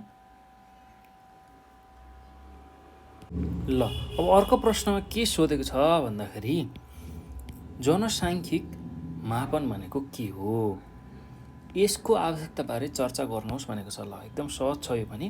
अब हामीले के कुरा बुझ्नुपर्छ भने जनसाङ्ख्यिक विश्लेषणका लागि विभिन्न सूचकहरूको विश्लेषण गरिन्छ। जस्तै जनसाङ्ख्यिक विश्लेषणबाट अब जनसाङ्ख्यिक घटनाको सङ्ख्यात्मक तथ्याङ्कको जानकारी हामीलाई प्राप्त हुन्छ। त्यस्तै गणितीय सूत्रद्वारा जनसङ्ख्या सम्बन्धी जुन तथ्याङ्कलाई विश्लेषण गरेर विभिन्न जनसाङ्ख्यिकी दरहरू पत्ता लगाउने कार्यलाई जनसाङ्ख्यिक मापन भनेर भनिन्छ। जनसाङ्ख्यिक मापनका लागि हामीलाई कोरा जन्मदर, त्यस्तै कोरा मृत्यु दर, कोरा प्रजनन दर, शिशु मृत्यु दर, आप्रवासन दर, कुल बसाइसराई दर हो, यस्ता खालका कुराहरू आवश्यक पर्दछ र यसबाट नै जन्म मृत्यु बसाइसराई जनसङ्ख्या वृद्धिको वास्तविक पहिचान हुन्छ। त्यस्तै कोरा जन्मदर, सामान्य प्रजनन दर, उमेर विशिष्ट प्रजनन दर र कुल प्रजनन दर चाहिँ प्रजननको मापन हो। त्यस्तै मृत्यु दरमा कोरा मृत्यु दर, उमेर विशिष्ट मृत्यु दर, शिशु मृत्यु दर र मातृ मृत्यु अनुपात चाहिँ मृत्युका मापन हुन्। त्यो कुरा हामीले बुझ्नुपर्छ। आन्तरिक बसाइसराई दर, बाह्य बसाइसराई दर, कुल बसाइसराई दर र खुद बसाइसराई दर बसाइसराईका मापन हुन्। यो पनि हामीले बुझ्नुपर्छ है त। यसबाहेक जनसङ्ख्याको जुन प्राकृतिक वृद्धि दर, जनसङ्ख्या वृद्धि दर, त्यस्तै जनसङ्ख्या दोब्बर हुन लाग्ने समय, आश्रित अनुपात र लैङ्गिक अनुपात पनि जनसाङ्ख्यिकीको मापन हुन्। अब यसको आवश्यकता किन पर्छ भन्दाखेरि कुनै पनि स्थानको जनसङ्ख्या सम्बन्धी जुन जन्म मृत्यु बसाइसराई अन्य जानकारी प्राप्त गर्नको लागि जनसाङ्ख्यिक मापन गर्न आवश्यक पर्दछ। यसबाट के हुन्छ भन्दा देशको विकासको जुन अवस्था कस्तो छ त्यसलाई पहिल्याउन, त्यसलाई छुट्याउन र योजना बनाउन सहज हुन्छ। कहाँनिर चाहिँ विकास भइरहेको छ, कहाँनिर चाहिँ विकास कम भएको छ, त्यो हेरेर नै हामीले विकासलाई अगाडि बढाउन सक्छौँ है त। यस्तै जनसङ्ख्या नियन्त्रण तथा व्यवस्थापन गर्न र आधारभूत आवश्यकता पुरा गर्न पनि सहज हुन्छ। यस्तै कुनै ठाउँको जनसङ्ख्यामा आउने तथा आउन सक्ने परिवर्तनलाई पहिल्याउन पनि यो आवश्यक पर्दछ भनेर तपाईँहरूले लेख्न सक्नुहुन्छ है त। एकदम सहज छ, केही गाह्रो छैन। जनसाङ्ख्यिक मापन भनेको के हो भनेर सोधेको छ। ल पहिला अब यसको उत्तरमा जनसाङ्ख्यिक मापन भन्ने बित्तिकै हामीले गणितीय सूत्रद्वारा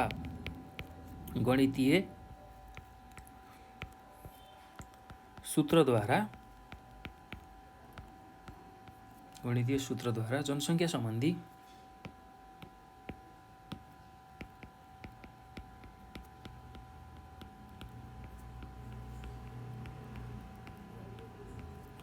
सम्बन्धी तथ्याङ्कलाई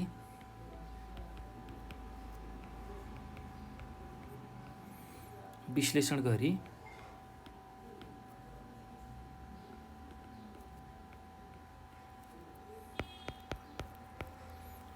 गरी विभिन्न जनसाङ्ख्यिक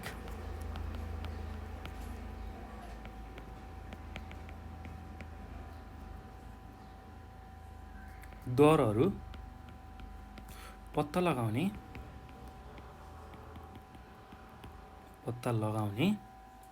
कार्यलाई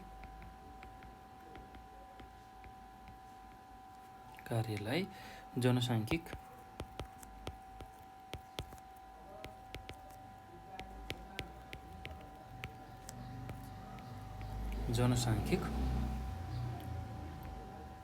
मापन भनिन्छ। ल यति कुरा हामीले याद गर्नु पर्यो। अब यसमा विभिन्न खालको मापन छ, जस्तै कोरा जन्मदर, कोरा मृत्यु दर, कोरा जन्मदर,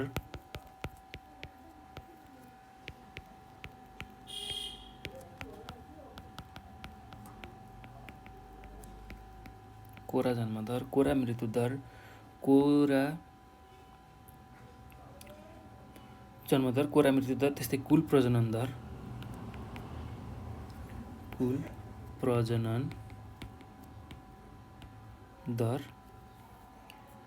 कुल बसाइसराई दर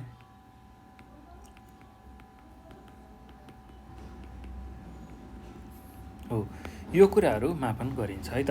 अब यसमा पनि अब जस्तै कि जन्मको मापन अथवा प्रजननको मापन गर्नु पर्यो भने प्रजनन अन्तर्गत प्रजननको मापनमा के पर्छ भन्दाखेरि कोरा जन्मदर,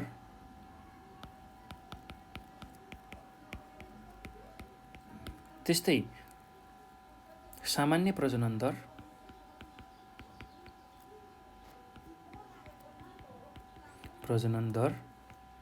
त्यस्तै उमेर विशिष्ट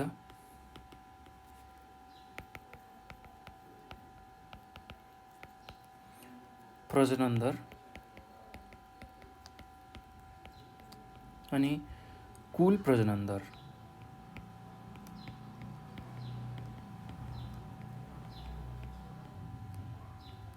ल यो कुराहरू चाहिँ हामीले बुझ्नु पर्यो है त। अब त्यस्तै प्रजननको मापनमा यसरी लेखिन्छ। अर्को मृत्युको मापन, मृत्युको मापनमा केले मृत्युको मापन गर्न सकिन्छ भन्दाखेरि कोरा मृत्यु दर,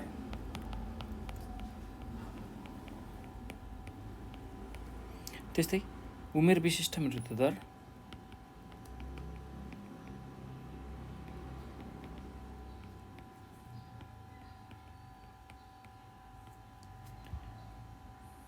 त्यस्तै शिशु मृत्यु दर,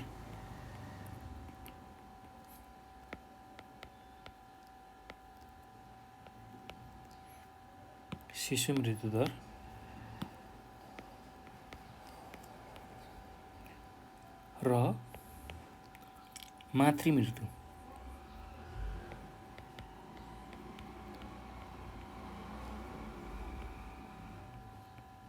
ल यी कुराहरू चाहिँ मृत्युको मापन अन्तर्गत पर्छन्। अब अर्को कुरा के पर्छ भने बसाइसराई।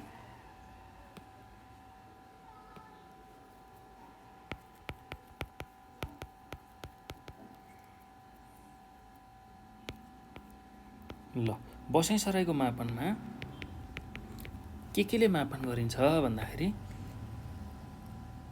आन्तरिक बसाइसराई दर,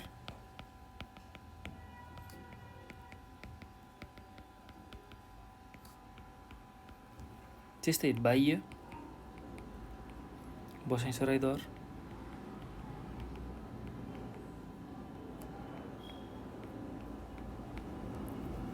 कुल बसाइसराई दर,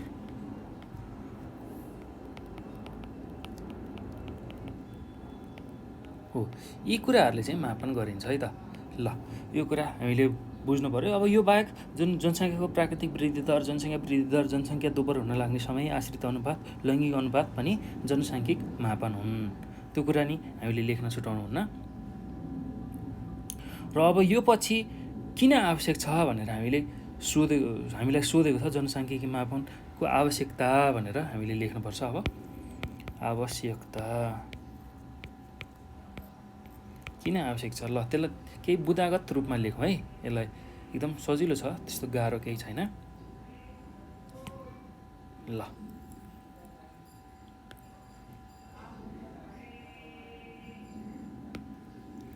केही बुदाहरू लेखौँ।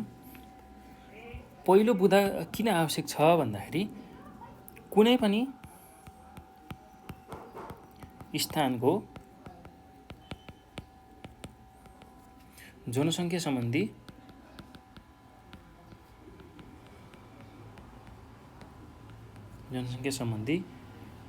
जन्म, मृत्यु, बसाइसराई र अन्य जानकारी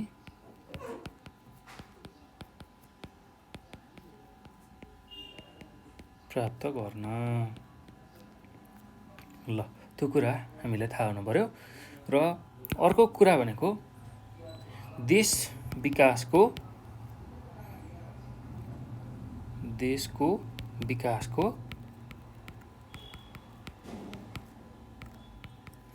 अवस्था पहिल्याउन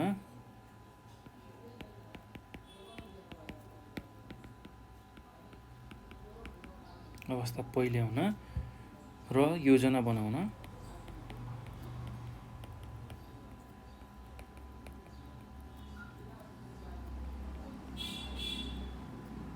सहज हुने। र अर्को बुँदा भनेको यो पछि जनसङ्ख्या नियन्त्रण र व्यवस्थापन गर्न सहज हुने। जनसङ्ख्या व्यवस्थापन गर्न र आधारभूत आवश्यकता पूरा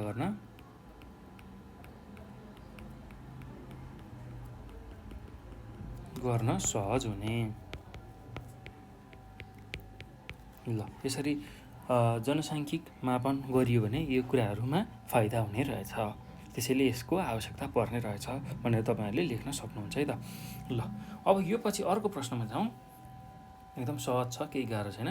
ल अर्को प्रश्न के सोधेको छ भन्दा आन्तरिक बसाइँ दर र बाह्य बसाइँ दर बीच भिन्नता लेख्नुहोस् भनेर सोधेको छ। ल एकदम सहज छ, केही गाह्रो छैन। ल आन्तरिक बसाइँ दर भन्ने बित्तिकै कुनै स्थानमा वर्षभरिमा बसाइँ सरेर आउने मानिसहरूको सङ्ख्यालाई आन्तरिक बसाइँ दर भनेर भनिन्छ।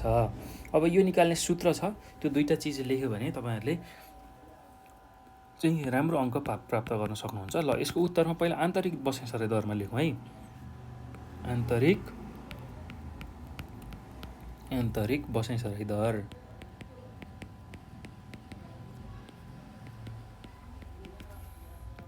ल यसमा के लेख्नुहोस् भने यसको पहिला परिभाषा लेखौँ। कुनै स्थानमा, ल म छोटकरीमा लेखाउँदैछु है तपाईँहरूलाई, कुनै स्थानमा वर्षभरिमा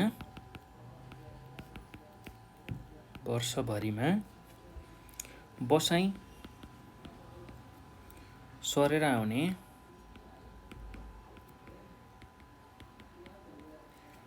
मानिसहरूको सङ्ख्यालाई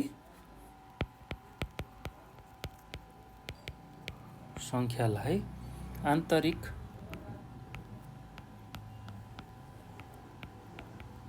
बसाइँ सराई दर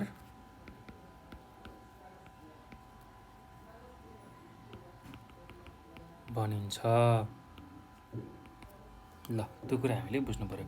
अब आन्तरिक बसाइँ सरको गणना गर्दा कुनै क्षेत्रभित्र वर्षभरिमा बसाइँ सरेर आउने मानिसहरूको सङ्ख्यालाई त्यस ठाउँको सोही वर्षको मध्यतिरको कुल जनसङ्ख्याले भाग गर्दा आएको सङ्ख्यालाई 1000 ले गुणन गरिन्छ। ल यो कुरा पनि हामीले याद गर्नुपर्छ है त। अब यसको सूत्र, आन्तरिक बसाइँ सराई दर निकाल्ने सूत्रमा के छ भन्दाखेरि आन्तरिक बसाइँ सराई दर, ल यो निकाल्ने सूत्र भनेको खास ठाउँको निश्चित वर्षमा सरेर आउने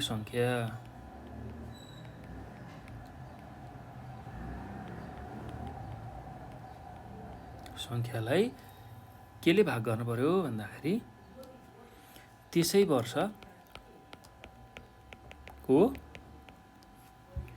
मध्यतिरको कुल जनसङ्ख्याले भाग गर्नु पर्यो र 1000 ले गुणन पनि हामीले गर्नुपर्ने छ है त। ल एकदम सहज छ, केही गाह्रो छैन।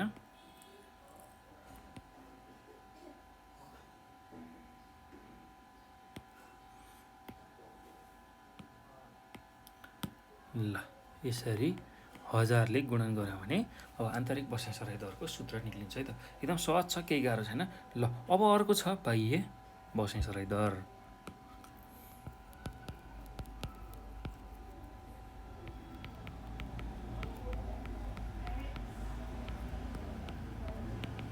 ल अब यसको पनि पहिला परिभाषा लेखौँ।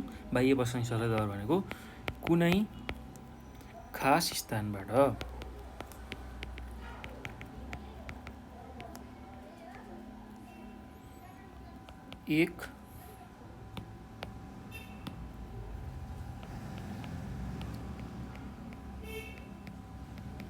एक वर्षको अवधिमा बसाइँ सरेर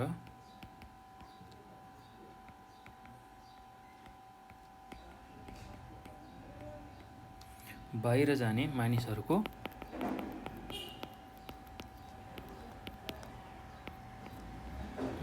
सङ्ख्यालाई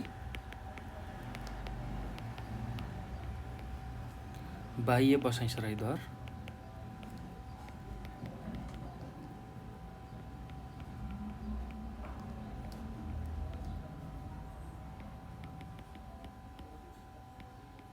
भनिन्छ। ल यति कुरा तपाईँहरूले लेख्नुहोस्। अनि अर्को अब यसको सूत्र, ल यसको सूत्रमा के लेख्नुहोस् भने बाह्य बसाइ सराई दर भनेको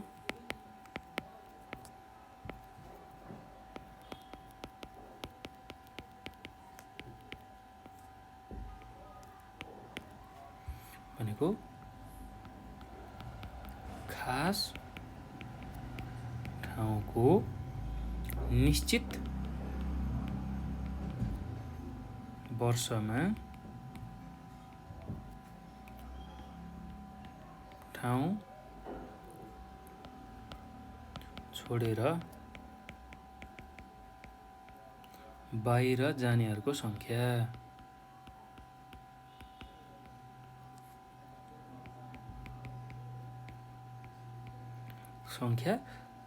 त्यसलाई केले भाग गर्नुपर्छ भन्दाखेरि त्यस वर्षको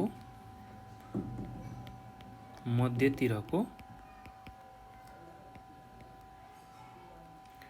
कुल जनसङ्ख्याले भाग गर्नु पर्यो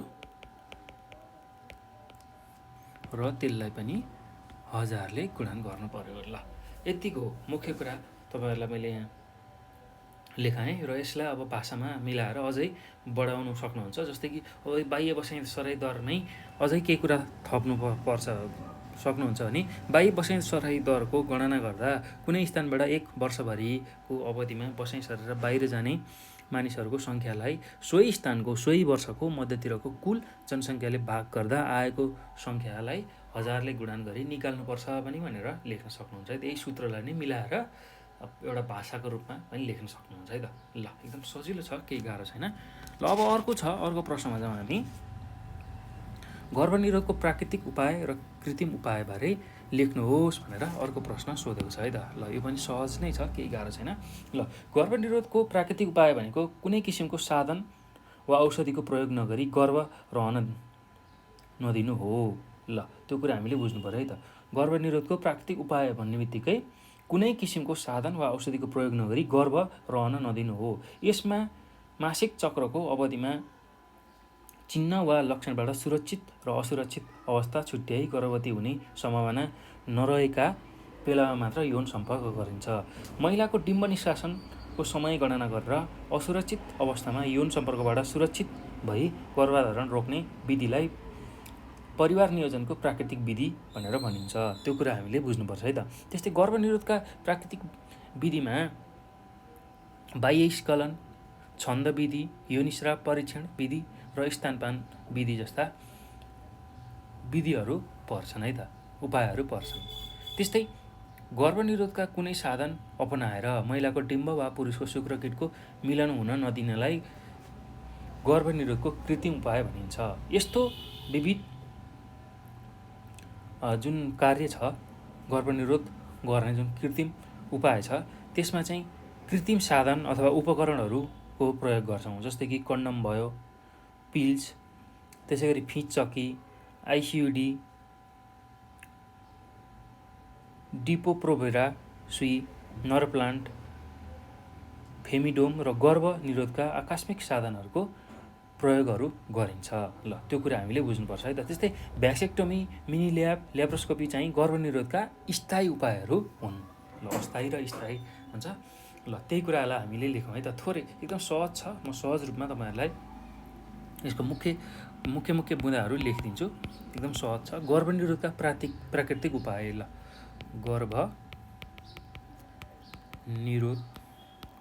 प्राकृतिक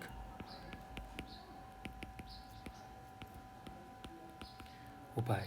ल यसमा के लेख्न सकिन्छ भने गर्भनिरोधको प्राकृतिक उपायमा पहिलो भनेको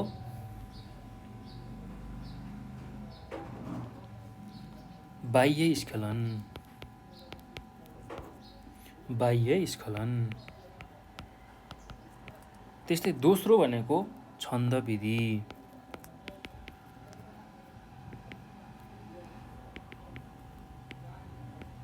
त्यसै गरी तेस्रो भनेको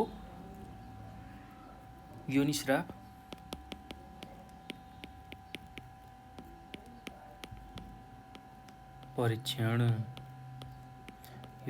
परीक्षण र अर्को स्तनपानको विधि।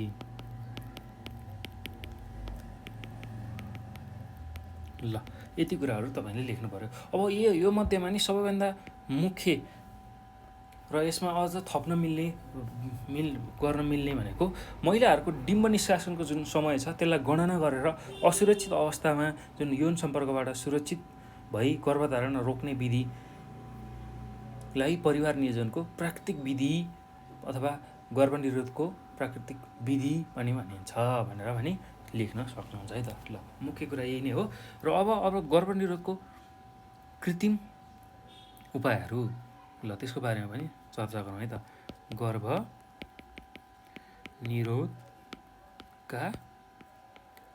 कृत्रिम उपायहरू। ल गर्भनिरोधको कृत्रिम उपायहरूमा पहिलो उपाय के हुन सक्छ भन्दाखेरि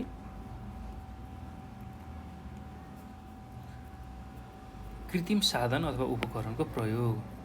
कृत्रिम साधन अथवा उपकरण वा रासायनिक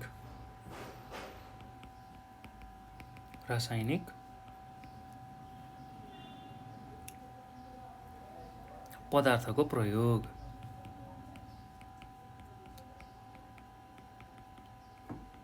ल यो कुरा लेख्न सक्नुहुन्छ। अब त्यसमा के पर्न सक्छन् भन्दाखेरि कन्डमको प्रयोग,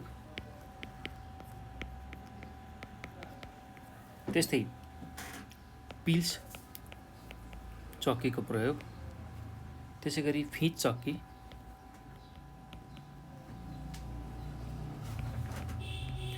चक्की, त्यस्तै अर्को भनेको आइयुसिडी,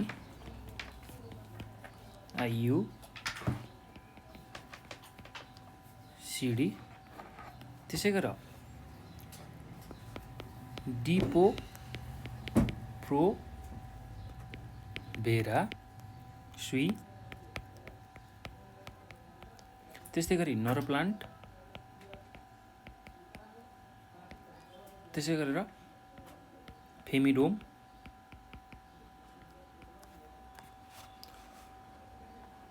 र गर्भनिरोधका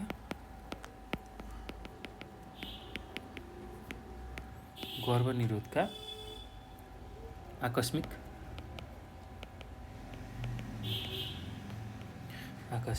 साधनको प्रयोग।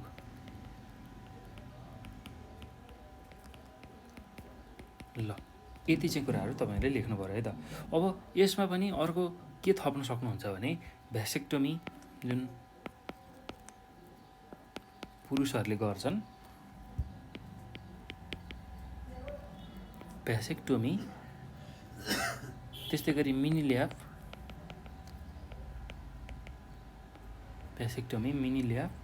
ल्याप्रोस्कोपी,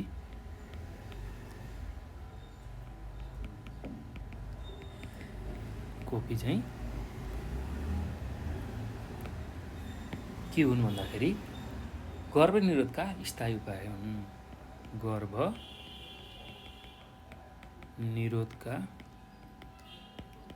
स्थायी उपाय हुन्। ल यति कुराहरू तपाईँले लेख्न सक्नुहुन्छ। एकदम सहज छ, केही पनि गाह्रो छैन। ल अब यो पछि हामी अर्को प्रश्नमा जाउँ। अर्को प्रश्नमा के छ भन्दाखेरि सक्रिय र निष्क्रिय जनसङ्ख्या अनुपातले के कुराहरू दर्शाउँछ? देशमा केटाकेटीको जनसङ्ख्या धेरै भएमा हुने कुनै 3वटा समस्याहरू छोटकरीमा वर्णन गर्नुहोस् भनेको छ। ल यसको पनि उत्तर एकदम सहज छ। हामीले के कुरा बुझ्नु पर्यो भने सक्रिय र निष्क्रिय जनसङ्ख्या अनुपातले के कुराहरू दिन्छ भन्दा देशको आर्थिक स्थिति, रोजगारीको जनसङ्ख्या र बेरोजगारीको सङ्ख्यालाई बुझाउँछ। ल त्यही कुराहरूलाई लेखौँ है त यसको उत्तरमा। ल सक्रिय र निष्क्रिय जनसङ्ख्याको अनुपातले के कुराहरू दर्शाउँछ भन्दाखेरि पहिलो कुरा भनेको देशको आर्थिक स्थिति,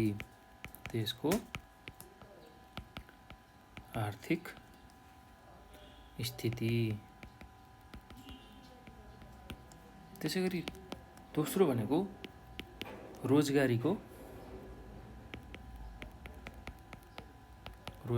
सङ्ख्या। त्यसै गरी तेस्रो भनेको बेरोजगारीको सङ्ख्या।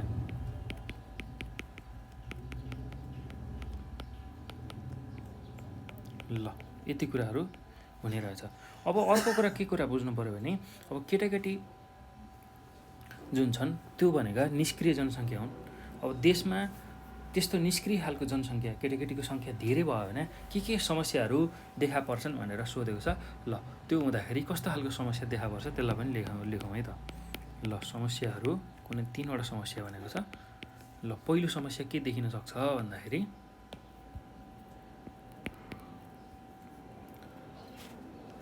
केटाकेटीहरू आफू कमाउन नसक्ने र अरूको कमाइमा भर पर्ने उमेर भएकाले उनीहरू आश्रित रहन्छन्। ल पहिलो काम के हुने रहेछ, केटाकेटीहरू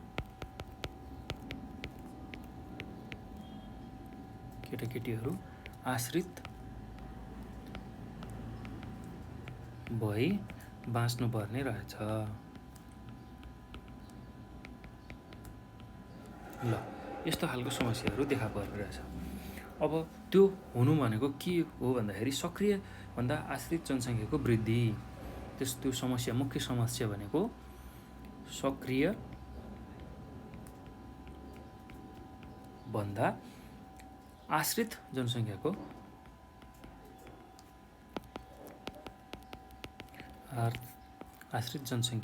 वृद्धि। ल पहिलो समस्या यस्तो देखिने रहेछ। अब दोस्रो समस्या के देखिन्छ त भन्दाखेरि केटाकेटीको सङ्ख्या बढ्दा शिक्षा र स्वास्थ्यमा राज्यले बढी खर्च गर्नुपर्ने भएकाले अन्य विकासको गतिविधि पछि पर्छन्। ल केटाकेटीको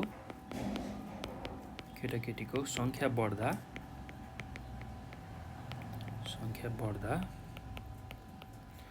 शिक्षा र स्वास्थ्यमा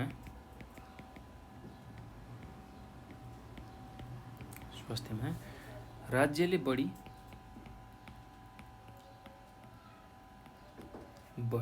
खर्च गर्नुपर्ने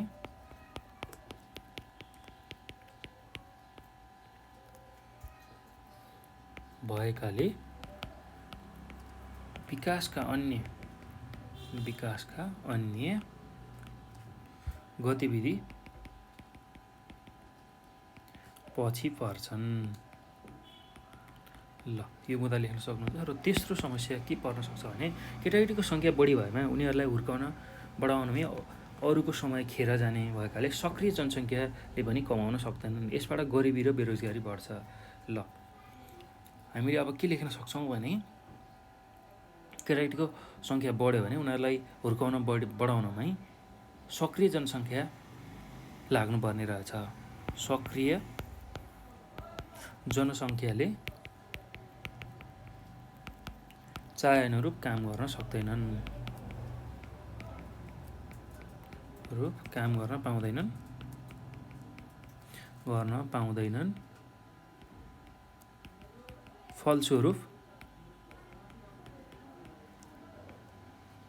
फलस्वरूप गरिबी र बेरोजगारी बढ्छ।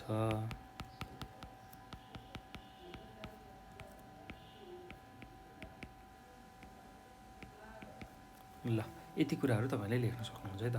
ल एकदम सहज छ, केही गाह्रो छैन। अब अर्को प्रश्नमा जाउँ। ल अर्को प्रश्नमा के सोधेको छ भन्दाखेरि मृत्युदरमा प्रभाव पार्ने कुनै 4 तत्त्वहरूको व्याख्या गर्नुहोस् भनेर सोधेको छ। ल यो चाहिँ एसएलसी 2070-72मा सोधेको प्रश्न हो र एकदम सहज छ, केही गाह्रो छैन। ल अब हामीले के कुरा बुझ्नु पर्यो भने मृत्युदरमा प्रभाव पार्ने अब धेरै तत्त्वहरू छन्। त्योमध्ये 4वटा तत्त्व भनेको यसको उत्तरमा तपाईँले लेख्न सक्नुहुन्छ। पहिलो छ वंशाणुक्रम।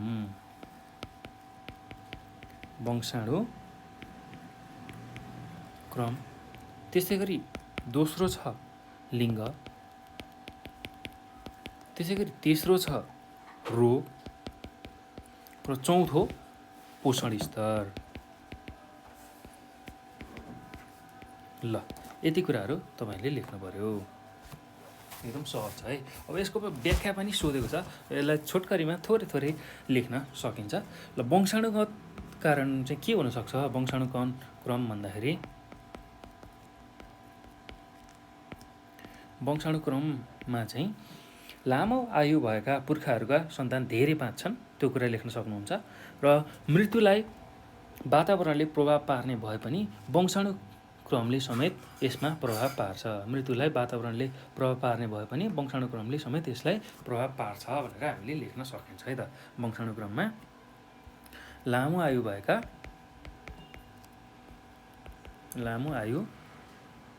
भएका पुर्खाका सन्तान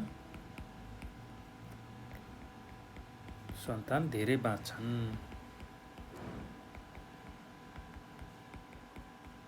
ल यति कुरा तपाईँले लेख्न सक्नुहुन्छ।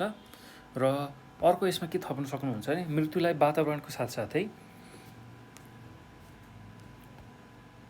वंशाणुक्रमले पनि प्रभाव पार्छ लेख्न सक्नुहुन्छ है त। अब दोस्रोमा लिङ्ग। ल अब यसमा के कुरा बुझ्नुपर्छ भने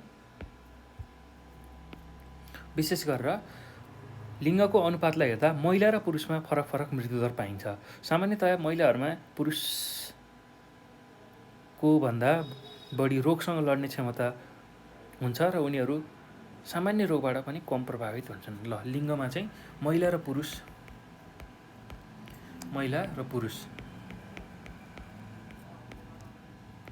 ल हामीले के पाउँछौँ भन्दाखेरि महिलाहरू पुरुषभन्दा बढी समय बाँचेको हामीले पाउँछौँ है त। हाम्रो नेपालको तथ्याङ्कलाई हेर्ने हो भने महिलाहरू चाहिँ पुरुषभन्दा बढी बाँचेको पाउँछौँ। महिलाहरूको लामो आयु भएको पाउँछौँ र छोटो आयु र लामो आयु किन भयो भन्दाखेरि उनीहरूसँग रोगसँग लड्ने क्षमता बढी हुन्छ। रोग विरुद्ध लड्ने क्षमता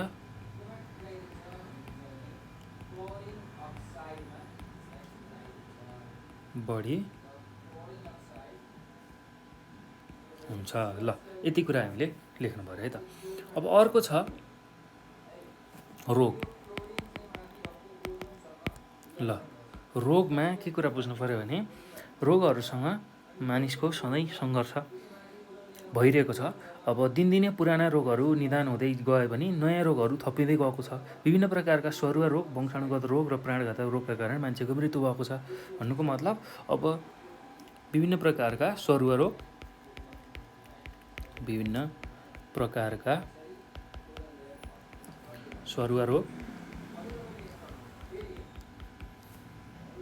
वंशाणुगत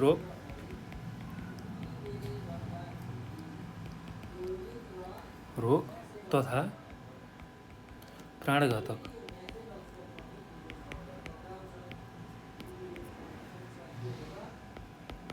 रोगको कारण मानिसको मृत्यु।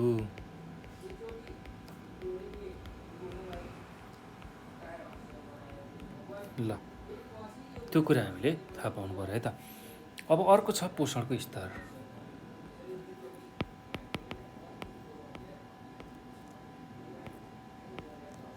पोषण स्तर ल जब पोषणयुक्त खाना प्राप्त हुन्छ तब मानिस नै हृष्टपुष्ट हुने हुन्छ र शरीरमा सम्पूर्ण अङ्गहरूको विकास समानुपातिक रूपमा हुन्छ। यसले गर्दा सामान्य रोगबाट उसले आफूलाई सहजै बचाउँछ। ल पोषण स्तर। अब यसमा के लेख्न सक्नुहुन्छ भने राम्रो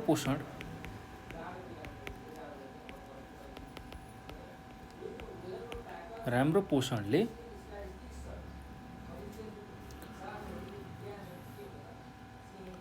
शरीरको वृद्धि विकास र रोगहरूबाट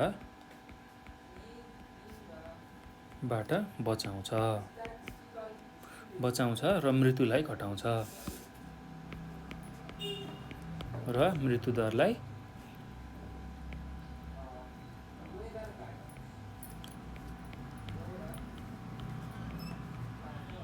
घटाउँछ। ल यही कुराहरू तपाईँले लेख्नुपर्छ। ल एकदम सहज छ, केही गाह्रो छैन। ल अब अर्को प्रश्नमा जाउँ।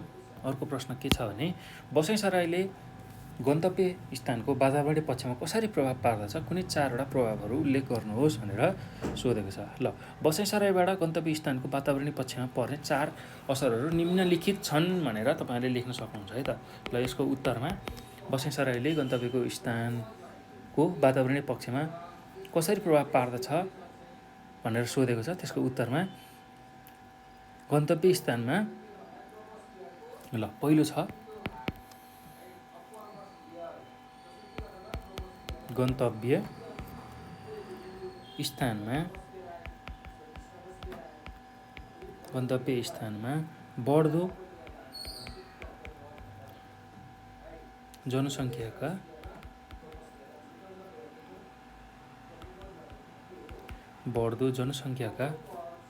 लागि वासस्थान र खाद्यान्न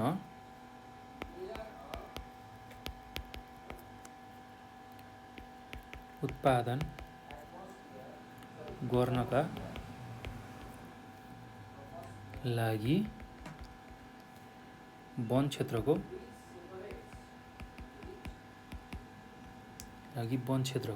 अतिक्रमण हुने तथा वन विनाश हुने गर्छ।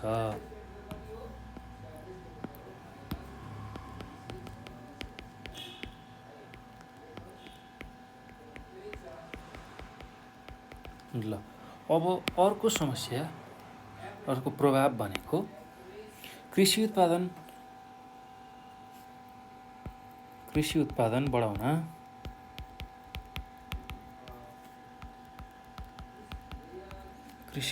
बढाउन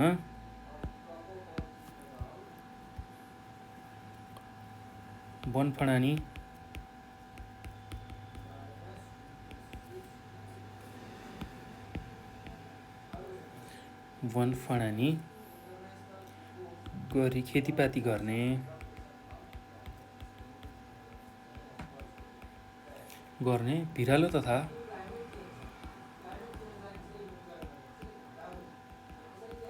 भिरालो तथा सीमान्त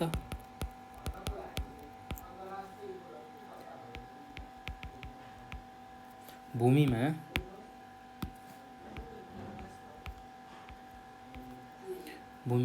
समेत खेतीपाती गर्ने प्रवृत्ति बढ्नाले विभिन्न प्रकारका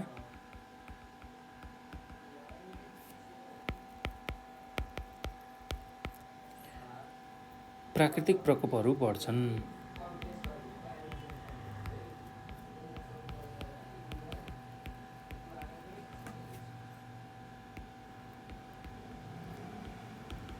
ल यो कुरा तपाईहरुले लेख्न सक्नुहुन्छ है त। अब अर्को यसको प्रभाव भनेको वनस्पतिका कारणले वन विनाशको कारणले, जुन वनस्पति भएका वनको विनाश गरियो भने वन विनाशको कारणले बाढी, पहिरो, खडेरी, अतिवृष्टि, अनावृष्टि, मौसम परिवर्तन आदि जस्ता समस्या उत्पादन हुन्छन्। वन विनाशका कारण बाढी, पहिरो, खडेरी, अतिवृष्टि,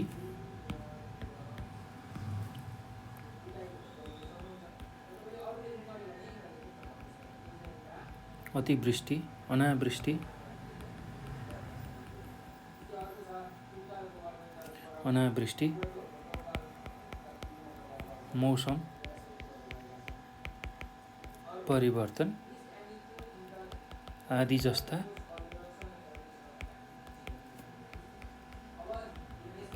समस्याहरू उत्पन्न हुन्छन्। ल त्यस्तै अर्को यसको समस्या भनेको प्राकृतिक स्रोतहरूको अति प्रयोग हुन जानाले वातावरणीय सन्तुलन बिग्रिन्छ। जुन प्राकृतिक स्रोतहरूको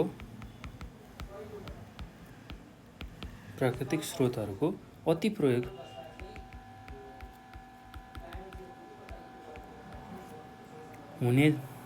हुनाले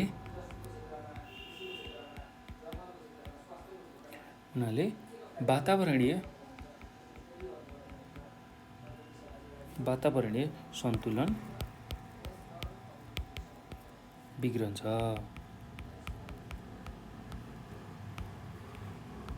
ल त्यो कुरा हामीले लेख्नु पर्यो है त। ल अब अर्को प्रश्नमा जाउँ। मनोवैज्ञानिक तत्त्वले जन्ममा कसरी प्रभाव पार्दछ भनेर सोधेको छ। ल यसको पनि उत्तर एकदम सहज छ। ल यसको उत्तरमा हामीले के लेख्न सक्छौँ भने मनोवैज्ञानिक तत्त्वले पनि जन्ममा प्रभाव पार्छ।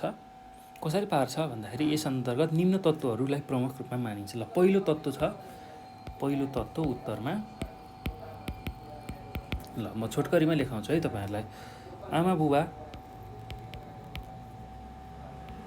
अथवा आमा बाबु सम्पूर्णताको प्रतीक हुनु। ल अब दोस्रोमा पुरुषत्व, त्यसै गरी तेस्रोमा परिवारको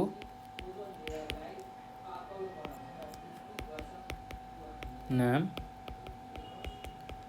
राख्ने, त्यसै गरी चौथोमा प्रतिस्पर्धाको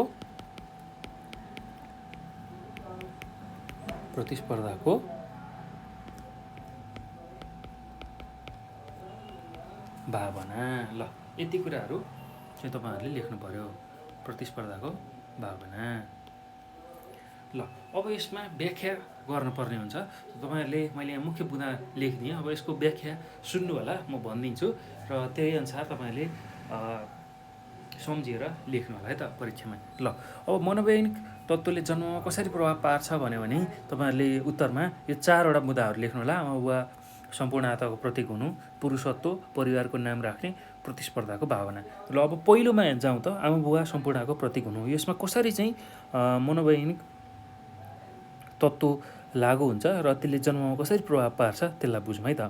अब के कुरा बुझ्नुपर्ने हुन्छ भने तपाईँहरूले विवाहपछि जतिसक्दो छिटो बच्चा जन्माएर आमा बाबु बन्नुलाई नै हाम्रो समाजमा गर्वका साथ लिने गर्दछन् र सम्पूर्ण जिम्मेवारी पुरा भएको महसुस गर्दछन्। तर बिहे गरेको केही वर्षसम्म पनि कुनै सन्तान जन्मिएन भने घर परिवार, छरछिमेक तथा आफन्त आदिले अनेक शङ्का गर्न थाल्छन्। यही डरले पनि जति छिटो बच्चा जन्माउन सक्यो आमा बुवा र दम्पति उति नै आफ्नो कर्तव्य र जिम्मेवारी पुरा भएको ठान्छन्। ल त्यो कुरा हामीले लेख्नुपर्ने हुन्छ। त्यही कुरा तपाईँहरूले लेख्नु होला है त। अब अर्को छ पुरुषत्व। यसले चाहिँ कसरी अब जन्ममा प्रभाव पार्छ त, यो मनोवैज्ञानिक तत्त्वले कसरी जन्ममा प्रभाव पार्छ त्यसलाई बुझौँ। पुरुषत्वमा तपाईँहरूले के लेख्न सक्नुहुन्छ भने धेरैजसो मानिस बच्चा जन्माउनु नै आफ्नो पुरुषत्वको सफल प्रमाण ठान्दछन्। निसन्तान भएमा समाजले घृणा गर्छ, अनेक उपनाम दिन्छ, इज्जत सम्मान पाइँदैन, सबैले कुरा काट्छन्। त्यस्ता दम्पति वा परिवारले अपमान सहेर बस्नुपर्ने र अपहेलित हुनुपर्ने हुन्छ। यही मनोविज्ञानले पनि जन्ममा प्रभाव पार्छ है त। ल अब अर्को छ परिवारको नाम राख्ने। र यसमा कसरी चाहिँ मनोवैज्ञानिक रूपमा जन्ममा प्रभाव पार्न यसले सहयोग गर्छ भन्दाखेरि परिवारमा छोरा छैन भने त्यो परिवारको अस्तित्वमाथि प्रश्न उठ्न थाल्छ। छोरा बिनाको परिवार महत्त्वहीन, औचित्यहीन भएको ठानिन्छ। परिवारको नाम राख्न र अस्तित्वलाई निरन्तरता दिन, वंश धान्नेको लागि छोरा जन्माउनुपर्छ भन्ने जुन धारणा छ त्यो व्याप्त हुन्छ। छोरा नभएसम्म जतिजना छोरी भए पनि छोराको आशामा धेरै बच्चा जन्माउने र परिवारको आकार पनि ठुलो हुने हुन्छ। ल त्यो कुरा चाहिँ हामीले लेख्नु पर्यो है त। अब अर्को छ मनोवैज्ञानिक तत्त्वले जन्ममा प्रभाव पार्ने अर्को तत्त्व भनेको प्रतिस्पर्धाको भावना। ल यसले कसरी प्रभाव पार्छ हेरौँ है त। अझै पनि हाम्रो समाजमा एक छोरा त के छोरा, एउटा आँखा त के आँखा भन्ने जस्तो चलन छ र छोरा धेरै जन्माउने तथा अरू छोराहरूभन्दा बढी छोरा आफूले जन्माउने होडबाजीमा धेरै सन्तान जन्माउने, त्यस्तै कसैले भनेका कुरालाई रिस र इगोको रूपमा लिएर तेह्रभन्दा बढी सन्तान जन्माएर देखाउँछु तँलाई भन्ने सोचले पनि प्रजननमा ठुलो प्रभाव पारिरहेको हामी पाउँछौँ है त। ल त्यही कुरा तपाईँहरूले लेख्नु होला। ल भाइ बहिनीहरू, अब हामीले आज चाहिँ यो भिडियोमा विशेष गरेर एकाइ 2मा रहेको जनसङ्ख्या परिवर्तन र व्यवस्थापनको जुन 4 मार्क्समा सोध्ने, 4 अङ्कमा सोध्ने एसई, एसएलसी र त्यहाँ सोध्न सक्ने सम्भावित प्रश्नहरूको उत्तरहरूको बारेमा यो भिडियोमा छलफल गऱ्यौँ र तपाईँहरूले योभन्दा पछाडिको भिडियोमा चाहिँ लामो उत्तर एकदम 7 मार्क्समा 7 अङ्कमा तपाईँहरूलाई एसईमा सोध्न सक्ने त्यो उत्तरहरूको भिडियो हामी लिएर आउँछौँ, त्यसलाई पनि हेर्नु होला र यो भिडियो हेरिसकेपछि आफ्नो साथीहरूलाई पनि यसको बारेमा जानकारी दिनुहोला, यसलाई साथीहरूमा पुर्याउनु होला र नेपाल अनलाइन स्कुलको युट्युब च्यानललाई पनि तपाईँहरूले सब्सक्राइब गर्न सक्नुहुन्छ र त्यहाँ हामीले नयाँ नयाँ भिडियो तपाईँहरूकै लागि लिएर आइरहेछौँ, एसईको लागि, एसईभन्दा पछाडिका कोर्सहरूको लागि पनि। र विशेष गरेर यो भिडियो हेरिसकेपछि तपाईँहरूले धेरै कुराहरू बुझ्नुहुन्छ र केही कुराहरू बुझ्न गाह्रो लाग्यो, अप्ठ्यारो लाग्यो भने हामीलाई सम्पर्क गर्न सक्नुहुन्छ 9849595895 यो नम्बरमा कल गरेर हामीलाई आफ्नो जिज्ञासा समस्याहरू राख्न सक्नुहुन्छ। त्यसै गरी यही नम्बरमा भाइबर,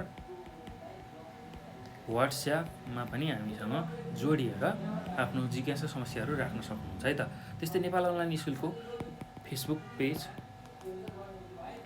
ट्विटर आदिमा पनि हामीसँग जोडिएर